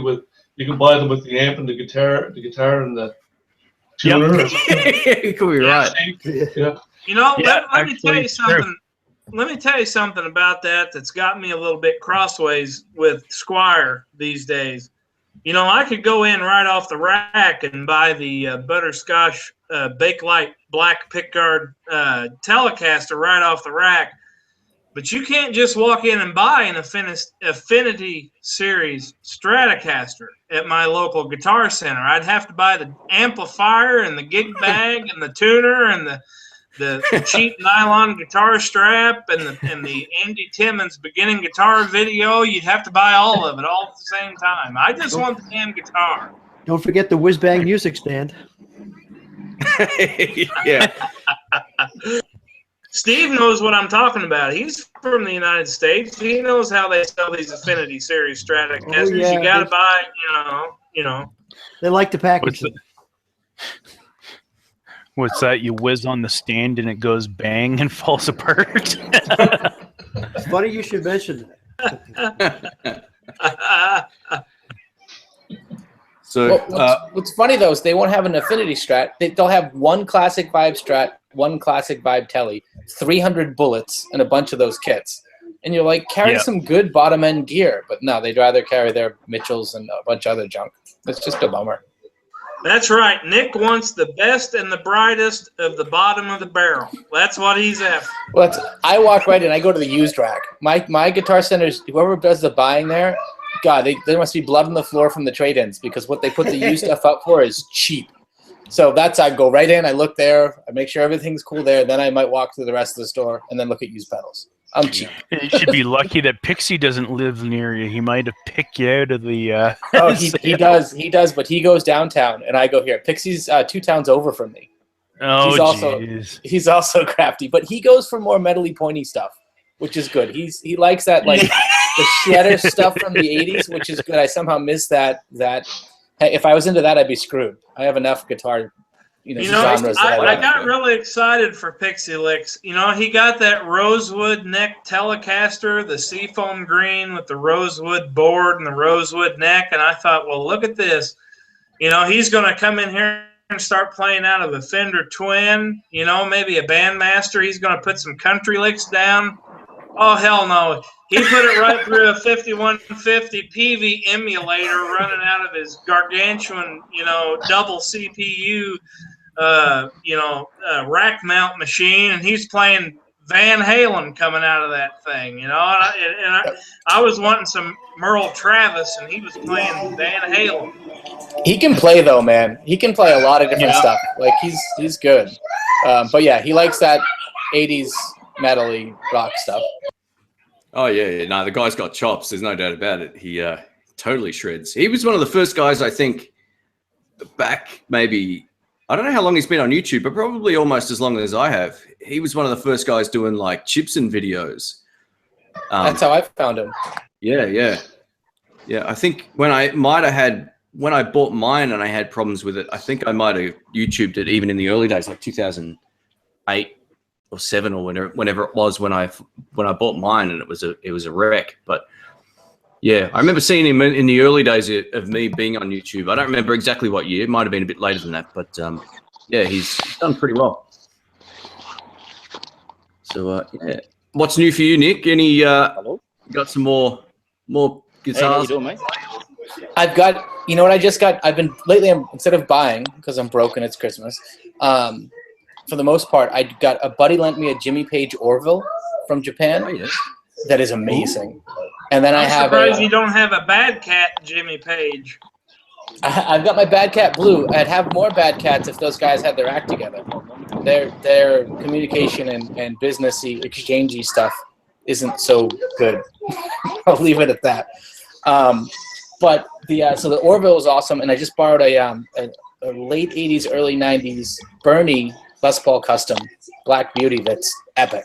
Like it's equal to my 77 Les Paul, probably better because it's a one-piece mahogany back, whatever. I've got those. So yeah, I've been playing fun Les Pauls that aren't even mine. Nick, don't even get me started on the tone wood that I've got in this 5153 combo sugar pine body guitar over here. I'm telling you, this 5153 combo, dude, you wouldn't believe the sugar pine. I mean, it's and it's a little known fact. You could put this on pancakes and have it for breakfast if you really wanted it. Well, Ryan, the other thing you're missing too is they made the 6 saddles for only 6 months in 1953, and then they decided, the hell with that, it's going to be too bad. We'll just do three individual saddles to share between the strings, and it took them 20 years to reintroduce them. It's a collector's piece, you know. I'm taking it to Christie's auction. I'm going to go right after Clapton in the next one. Exactly, man. He'll be jealous. Sorry, Steve, go ahead. I said he'll be jealous, Clapton. He never learned how to play a Telecaster. He gave them all to Keith Richards. Yeah, you do very rarely see him play a tele. The only stuff I've seen him use it in the studio, at least, was when he did the album with JJ Cale. There's some videos of him playing a butterscotch tele, which looks really, really weird. Yeah, I saw that too. So we've got Ahmad Kareem. Welcome, man. Hey, what's going on, guys? There he is. How's everybody doing? Yeah, I just got back from running errands. Was that the guy that was at the airport the other night? Yeah. Yeah, I was at work. You're such a happy. Yeah, see, I wasn't there. I wasn't there, Shane, but I was tuned in. I caught that episode. Yeah. I was going to say, you're such a happy guy, man. And when I see your profile picture, it looks like you're, I don't know, it looks like you're kind of a little bit sketchy there. What's up with that? I had taken a picture of that little you got the big thing I was doing at the time, and you know, that's racialist. I wouldn't put up with that if I were you. I would not put that as racialist. No, I would not take that from no Aussie. He's got the big handlebar mustache, you know, like it's. Yeah, it was my homage to Samuel Jackson, I guess. There you go. Yeah. Cool. So how's things with you, man? I interrupt somebody? Oh, sorry. No, go for it. I was just saying, last Sunday I went to that thing at Southpaw. It was kind of a bummer. It was just like, it was raining, it was a truck, inside the bus, it had a few little knickknacks in there. It was just a plug to show all the, I mean, they had some nice guitars there, but they were all righties. I was thinking maybe they would have thrown a few lefties out there, but I think they had like a, I want to say it was like a hollow body, Les Paul kind of thing out there. That was lefty, but other than that, they were all righties. This was Southpaw guitars, you're saying? They had right-handed guitars. Well, why? The Gibson truck that came out, the test drive thing they were doing, and Go figure. I'm thinking like, why would they have? You know, I would think they'd show all their lefties. You know, have a few more out than what they had. But you don't understand how corporations think, man. The corporation decides that that's a really great idea. Take all your right-handed guitars to the largest left-handed guitar shop in Texas. A really smart move. Yeah, it's supposed to be ironic. Yeah, to say the least. Yeah. But, it's called the right hand thinking of things. Ahmad, I just want to tell you, I don't know if you saw the last couple hours of the show here or not, but I'm working with the Fender Custom Shop right now on coming out with a left-handed version of the 1951-1953 hybrid Telecaster no-caster custom. It's got the neck is not quarter sawn. You know, it's a feature of this particular guitar. I don't know if you saw that, but I had to go check it out. Yeah, because I was on the road with the wife. It's like a no-caster, but it has Phillips head screws in it. Just wait till you scroll back about, I don't know, 30, 40 minutes when you get a chance and check out his new guitar, which he traded for the PRS Custom Shop.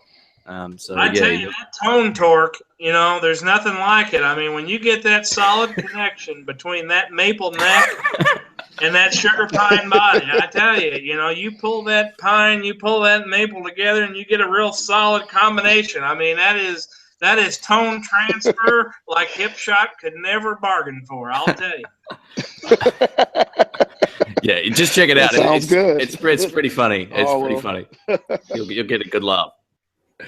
We had Terry. I'm gonna take this opportunity to jump off and try and get the kids to bed. Cheers! It's always a blast, you guys. All right, Nick, good to see you. About time you did something. Ooh, all the kids. Yeah. Wow, he's got some. Oh, now it's all quiet. Whoa. There we go. The silence is deafening. Yeah.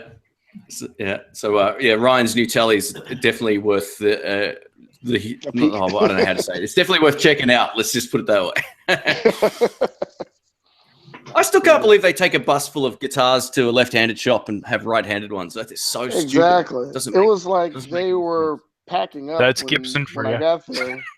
Yeah. And it was like I said, it was like they had the whole display, and it was all like 99% right-handed guitars.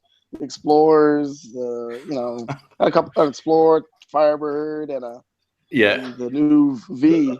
And I asked the guy, the Gibson guy there, I said, "Hey, I mean, is it just the Les Pauls and SGs coming left here? Or are they all?" He said, "All of them." So I don't know if he's just trying to make me feel good or trying to get me to spend some money, But and the owner of the store, normally that store's not open on Sundays, so it was kind of shocked that he had it open. And I told him what I wanted, and he was like, "Well, I got this. It was a studio. It was a gold top studio, Les Paul left-handed. He wanted like $1,200 for it." I'm like, "That's nice, but I really want the tribute, the 2017 tribute, a high performance, because it has that little groove in the back of the neck. They got rid of that little, I don't know what they call that little part where it's hard to get to the upper frets, but it's all smoothed out. They had a right-handed version. I know what you mean. Yeah, the heel, I think it's called. Yeah. And the heel, correct. Yeah, and I said that's what I wanted. It's $12.99. I already priced it. I think Sweetwater has it advertised. They just don't have a picture. They don't have any in stock yet, but Yeah, cool. He's trying to sell me this studio. I'm like, you keep getting a little shady on me. I have to go to Sweetwater. Just get the one you want. I think that would be a smart move. Sometimes those studios are known to be pretty unreliable in a few ways, especially the tuning stability. They can be. Yeah, they can be. Yeah, they're not all bad, but they're not all good either, unfortunately. I got to get down to Southpaw Guitars at one point. If I do, I'll shoot you a message, man. Yeah. We'll go check it out. Yeah, let me know, man. Show you around town. It's not the greatest part of town. Time to go to Southpaw Guitars. All they got's a bunch of right-handed Gibsons in there. Actually, they do have a lot of Gibsons there. They do have a lot of Les Pauls, but they're like 4, 5, 6, 7,000. I think they have a couple. I know they have an R9, maybe an R8. Yeah, wow. They're all expensive. I did mess around with the. It was, what's the guy from the Cars name? The left-handed guy. Yes. They had his signature SG there, and that was actually kind of nice. It was blue. I got that Phelan blue or whatever it is, but that was a nice old guitar. They went like $3,500 for that. It's a little rich for my blood, right? So that'd be about $9,000 here. That's how that works. Yeah. just triple it. Done. Yeah. You can save on import charges. yeah, that's it. That's the thing. When I bought my Telecaster in the States, I actually declared it when I came back, which I probably didn't need to do because they don't know if you've left the country with a guitar.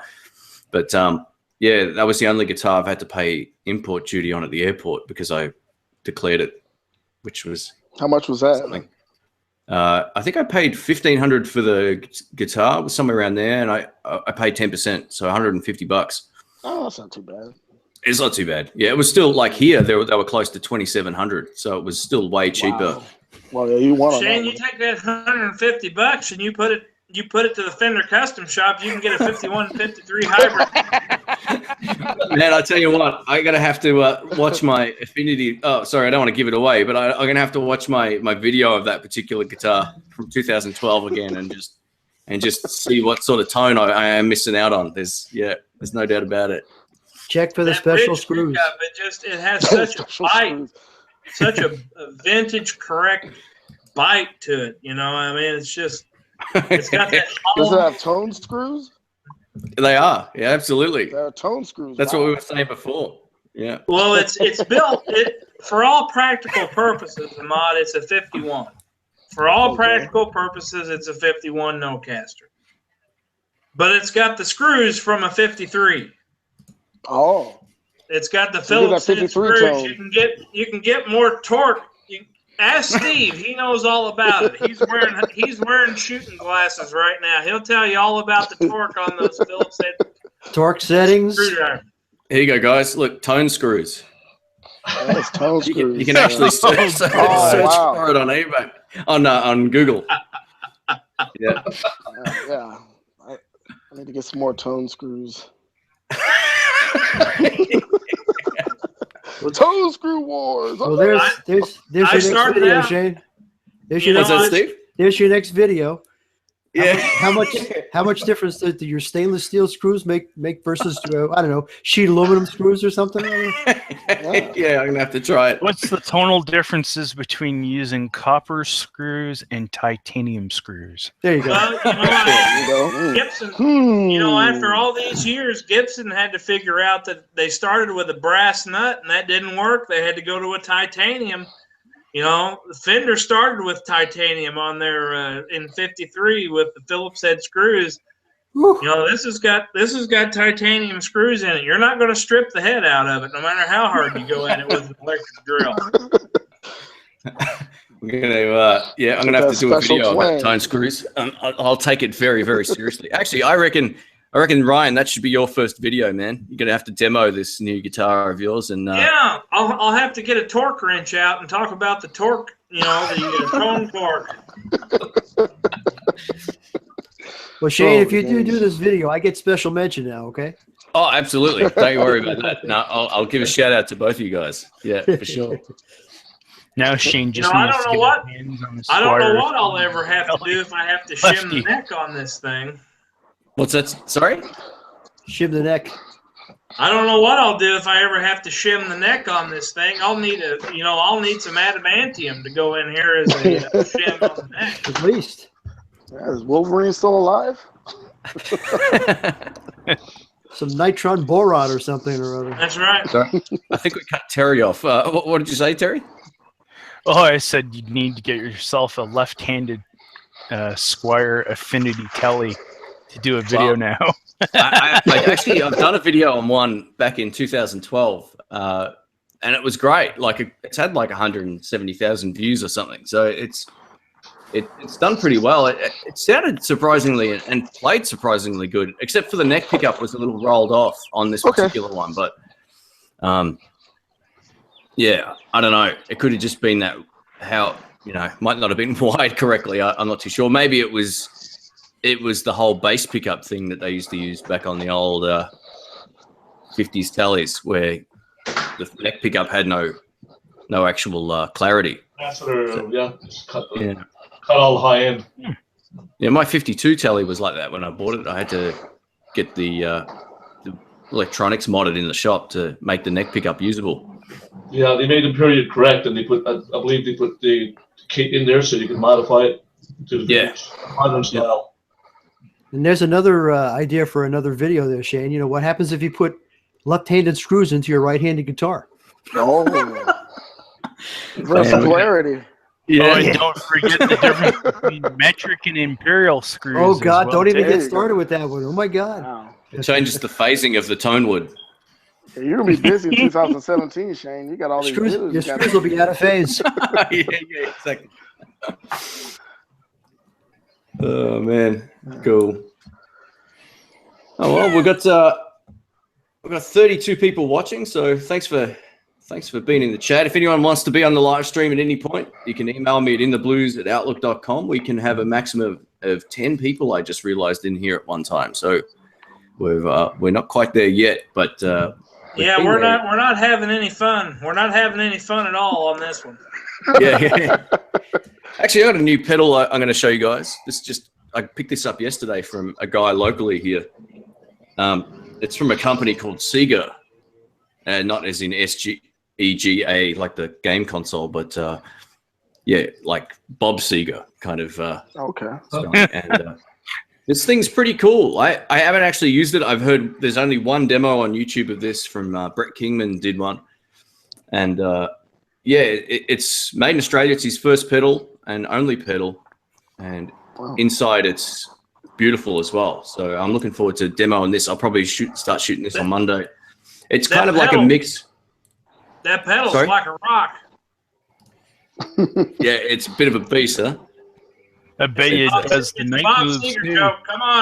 Come on, Steve, help me out. I know you got that Bob Seger reference. Oh, sorry. Yeah, no, I didn't get it at all. Sorry. It's kind of like it's a weird pedal. It's kind of like a overdrive mixed with a fuzz, which is different. Oh, So the okay. more you crank up the gain, the more sort of distorted it gets. But It's an overfuzz. yeah, it's an over fuzz. That's exactly right. So Overfuzz. Super fuzz. yeah, I'm looking forward to checking this out. Take a quick check the business. Take a quick check on the screws. Yeah. There you go. They're the Are they flat imperial or metric? There you go. That's One where of the my tone favorite- comes from. Yeah. One of my favorite overdrive pedals is still a Tweed 57 Wampler. I really like yeah. that pedal. They're really cool. I nearly bought one of them a couple of years back when I was in Boston. I was so close to getting one at the time. Yeah. But you can do it. They can be very transparent. You can actually control the guitar. And, it's not like a tube screamer, of course, that gives you, the mid-range bump. This pedal could get, I guess, close to that, but you can keep it really transparent too, so the sound of your guitar doesn't change. It's a really great pedal. Yeah, absolutely. I guess the similarity between the tube screamer and the Wampler pedal would be that that mid hump is still there on the tube on the Tweed, being that it's that sort of voicing will give you that sort of fat sound. But I guess because it is more amp-like, you're going to get probably more of your clarity still in your signal. So yeah, cool, man. You can switch it too, where when you take a Bassman or a Tweed amp and you link the two channels, you have a switch where you can actually switch to get that sound, and then you can get a brighter sound as well. So there's a lot of tonal versatility in it. It's great. Yeah, cool. I made the mistake of doing a demo of one into a Fender amp, which didn't go down so well. So because I guess you'd probably want to try it into a different type of amp to see what it can do. But I really liked it. I could almost use it just as a always on kind of pedal. I really liked it. There's no doubt about it. It seems like another there are pedal. some. Sorry, Another Steve. pedal that I have too is an EP booster. I think I don't know if you demoed one of those before, Shane. I've got one in the other room right now, actually. Yeah. I haven't demoed it yet. It's a one-knob wonder. It makes such a difference to your tone. It's great, and it's actually great to put after the pedal chain. If you've got an overdrive pedal that's fizzy sounding, and you put the EP booster after the overdrive, it smooths it out. It's a great pedal. Yeah, there's about 4 or 5 pedals I need to demo that I haven't, and that's one of them. I've had that for a couple of weeks, and I've just been busy with other stuff. But yeah, I'll definitely. I've only tried it quickly too, so that's one I definitely want to check out. I've got other stuff from Wampler on the way too. A couple of his new pedals are on their way down. Postage can take a while sometimes. I thought they might be here by now, but they're not. But yeah, Brian makes some good stuff. There's no doubt about it. I like his YouTube channel is quite entertaining too. It's got a sort of natural personality for making videos, I guess. So yeah, he's doing some good stuff. I like that Thomas pedal he has there too. I haven't tried one, but I would like to try one of those as well. It's like a boost. Well, that's basically that's like a clone, basically, that thing. So that's what that is. And I think they're always fun. Never leave home without a clone. Though it does seem that there are some pedals and amplifiers that just do not play well with each other. Oh, no, totally. Yeah, absolutely. Yeah, I wouldn't go using a clone into a Mustang, for an example, or into some solid-state amps. It's like the Bandit can take the clone okay, but there's very few. Yeah, there's quite a number of pedals, actually, that don't work well with certain amps. There's no doubt about that. What's your opinion, Shane, on that Blues Junior today with the overdrive versus your Bandit? How did you like the distortion? Sorry, say that again. I was wondering how you like the sound of the new Blues Junior, the green one, versus the overdrive tones that you're getting out of your Bandit. Oh, okay. Yeah, I mean, they're both sort of different. The Bandit's a lot bigger. And it feels just as good to play as the Blues Junior does. that particular Blues Junior, that speaker's got quite a lot of mids too, so it felt really nice to play. Actually, it was really cool. But the Bandit, I've also got a very similar speaker in there to that one. So I got the Texas Heat speaker in my PV, and it's a pretty similar speaker to the Cannabis Rex, except it doesn't break up quite as easily. I wouldn't say one's better than the other. I think they're both really quite good. And a lot of people will dismiss the Bandits for their drive tone, but I've used that amp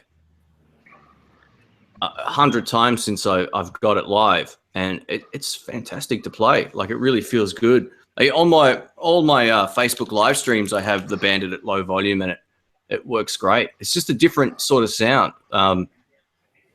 Yeah, I wouldn't say one's better than the other. That Blues Junior is really quite great for its size in terms of that. The speaker upgrade makes a huge difference. And I've actually got another AB video coming along with the stock one versus that green one as well. So, but in terms of the Bandit, I really like the vintage drive channel. I think it's one of the best dirty channels on any amp I've ever played.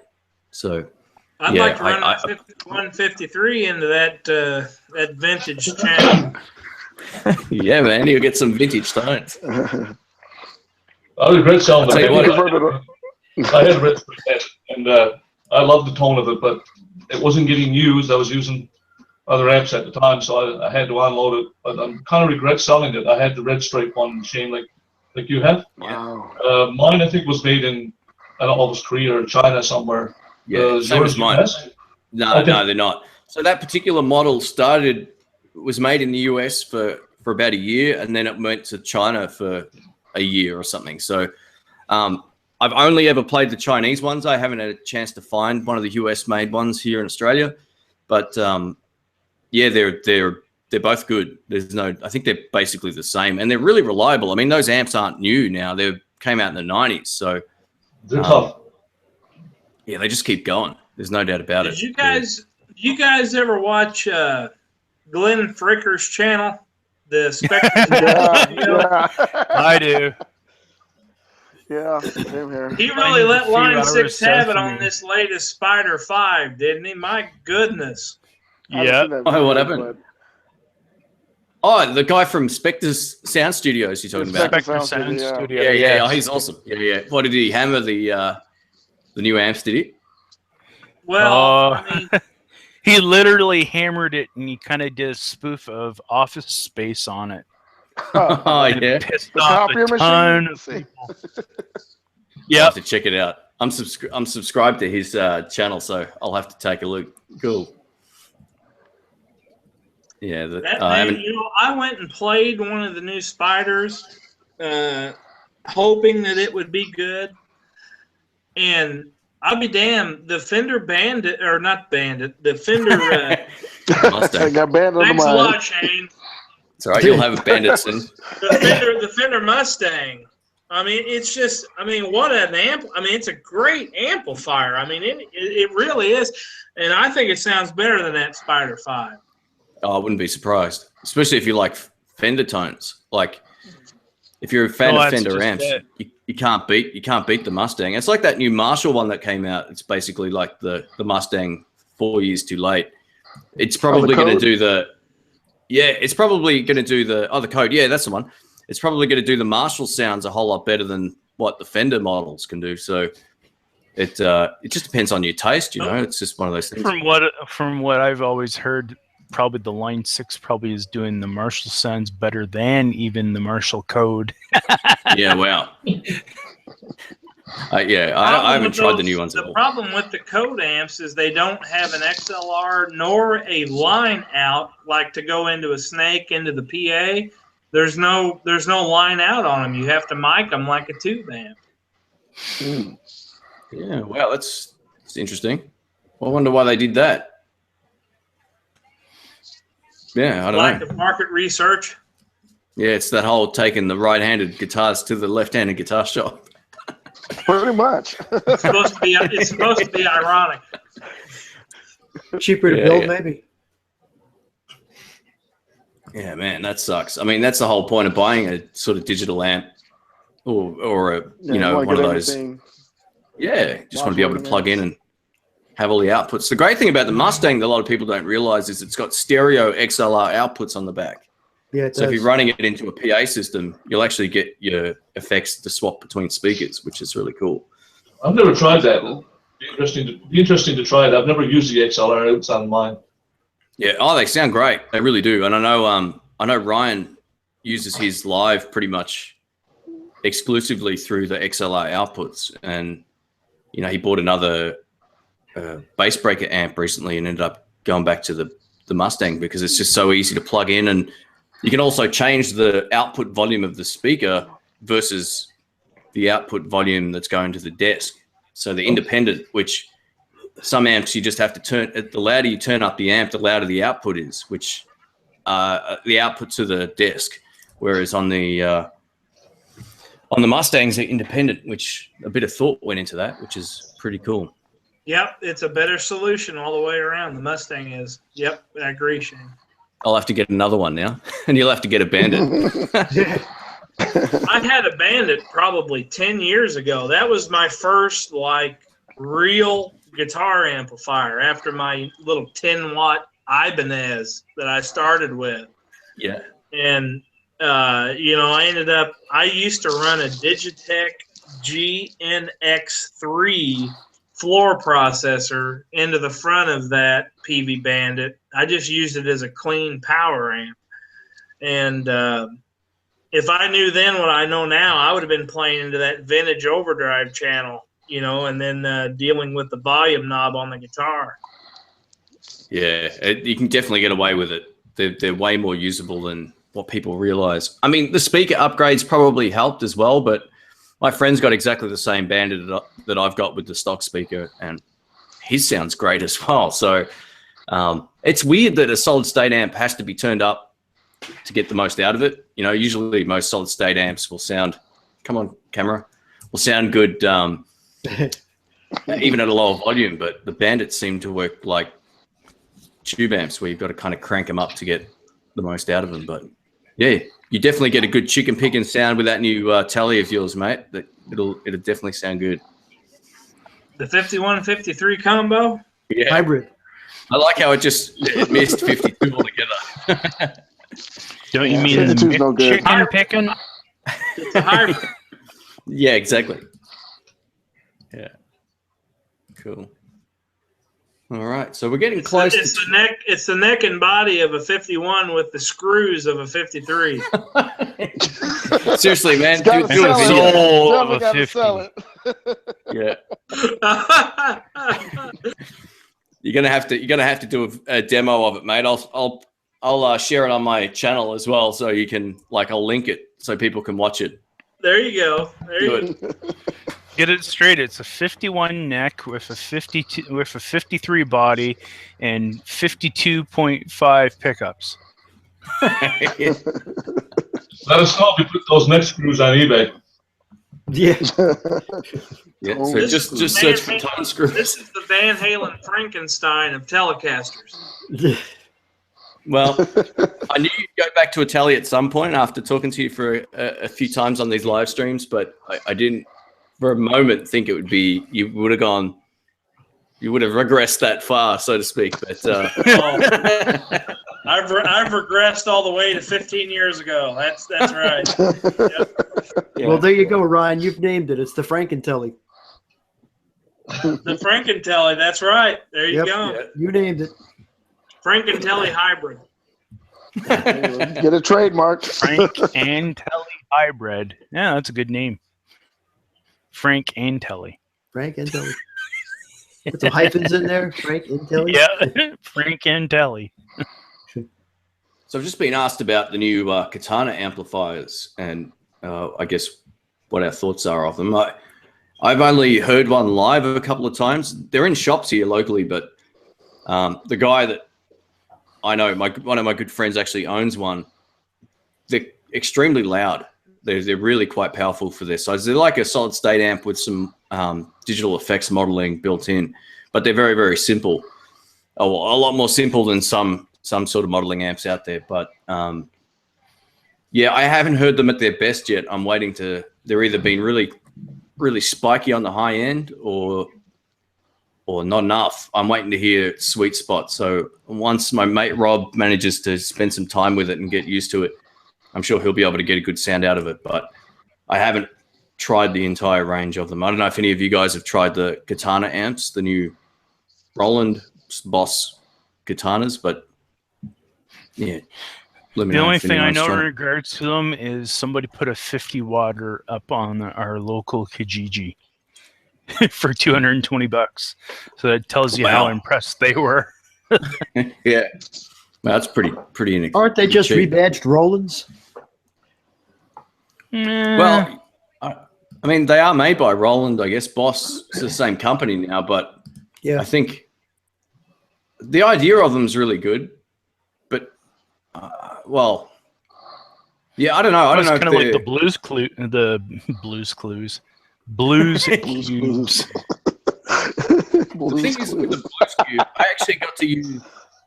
I got to try all those tone capsules yesterday as well, like all of them, like the whole lot of those Robin Ford ones and all that kind of stuff.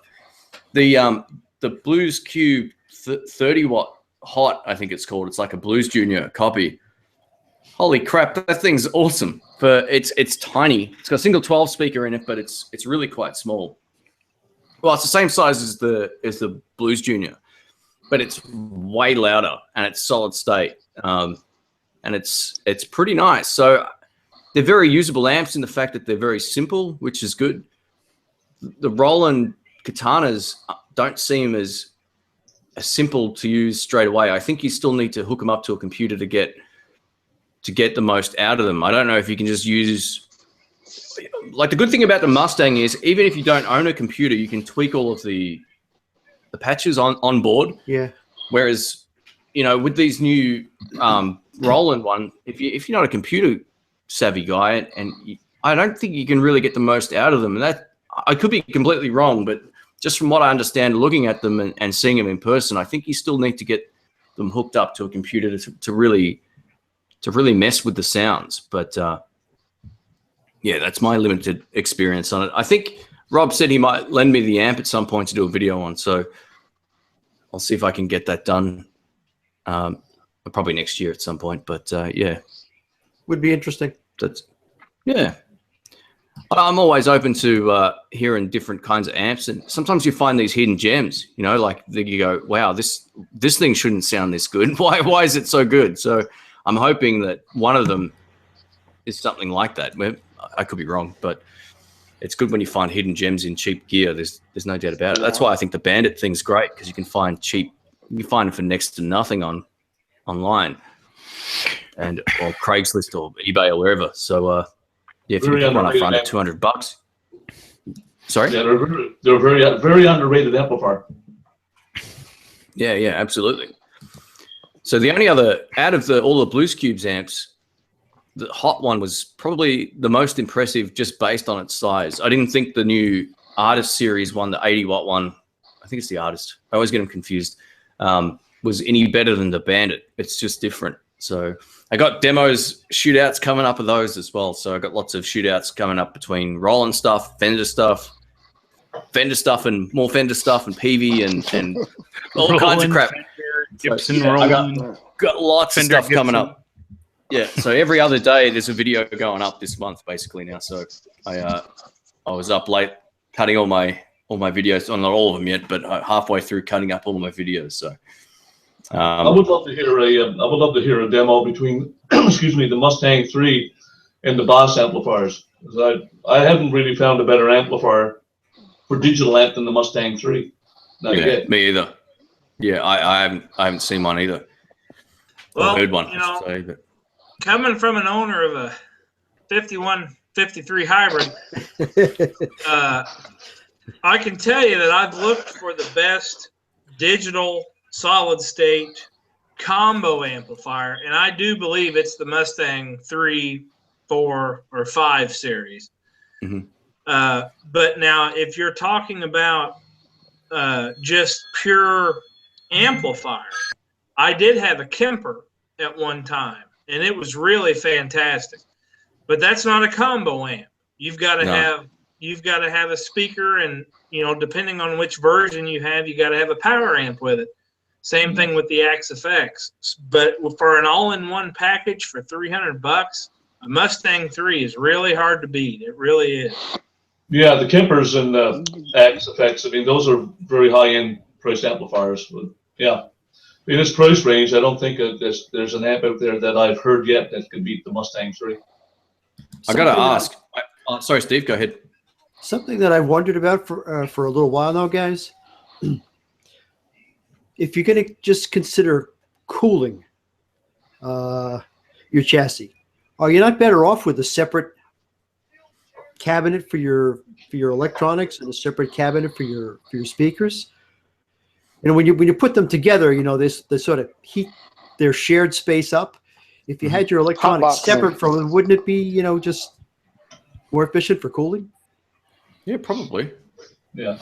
They say head and box is more reliable long term. I don't know if that's maybe that's why. Accurate. Mate, yeah, it could be. I know some EL84 amps tend to get pretty hot, and a lot of those nowadays have those CPU cooling fans, little desktop fans that spin silently near the underneath. Like most of PV amps do that now.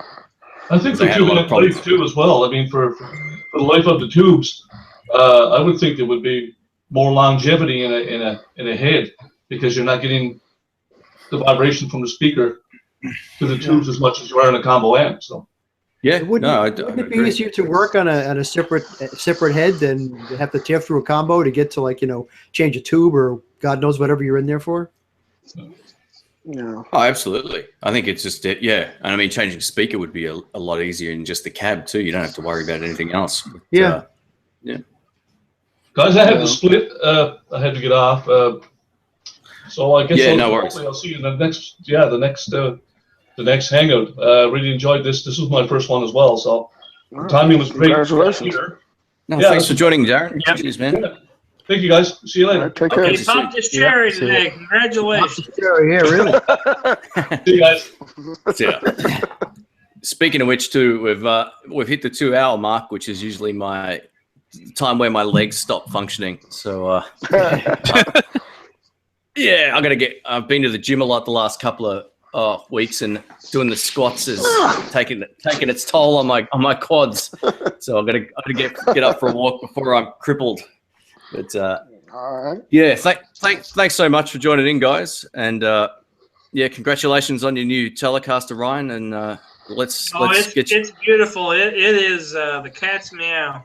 I'm gonna just make sure you record any kind of video possible, mate, because I'll share that with everybody on my social network for you. Tone torque. Get them tone screws. Yeah. So Ahmad, thanks for joining in, John. Appreciate it, man. Good seeing you guys. Always good having you on, man. And Terry, thanks for joining in, mate. And I want one of those T-shirts. So let me know where you got it from. I don't know if you can get it online or anywhere. Yeah. It's one of those kind of.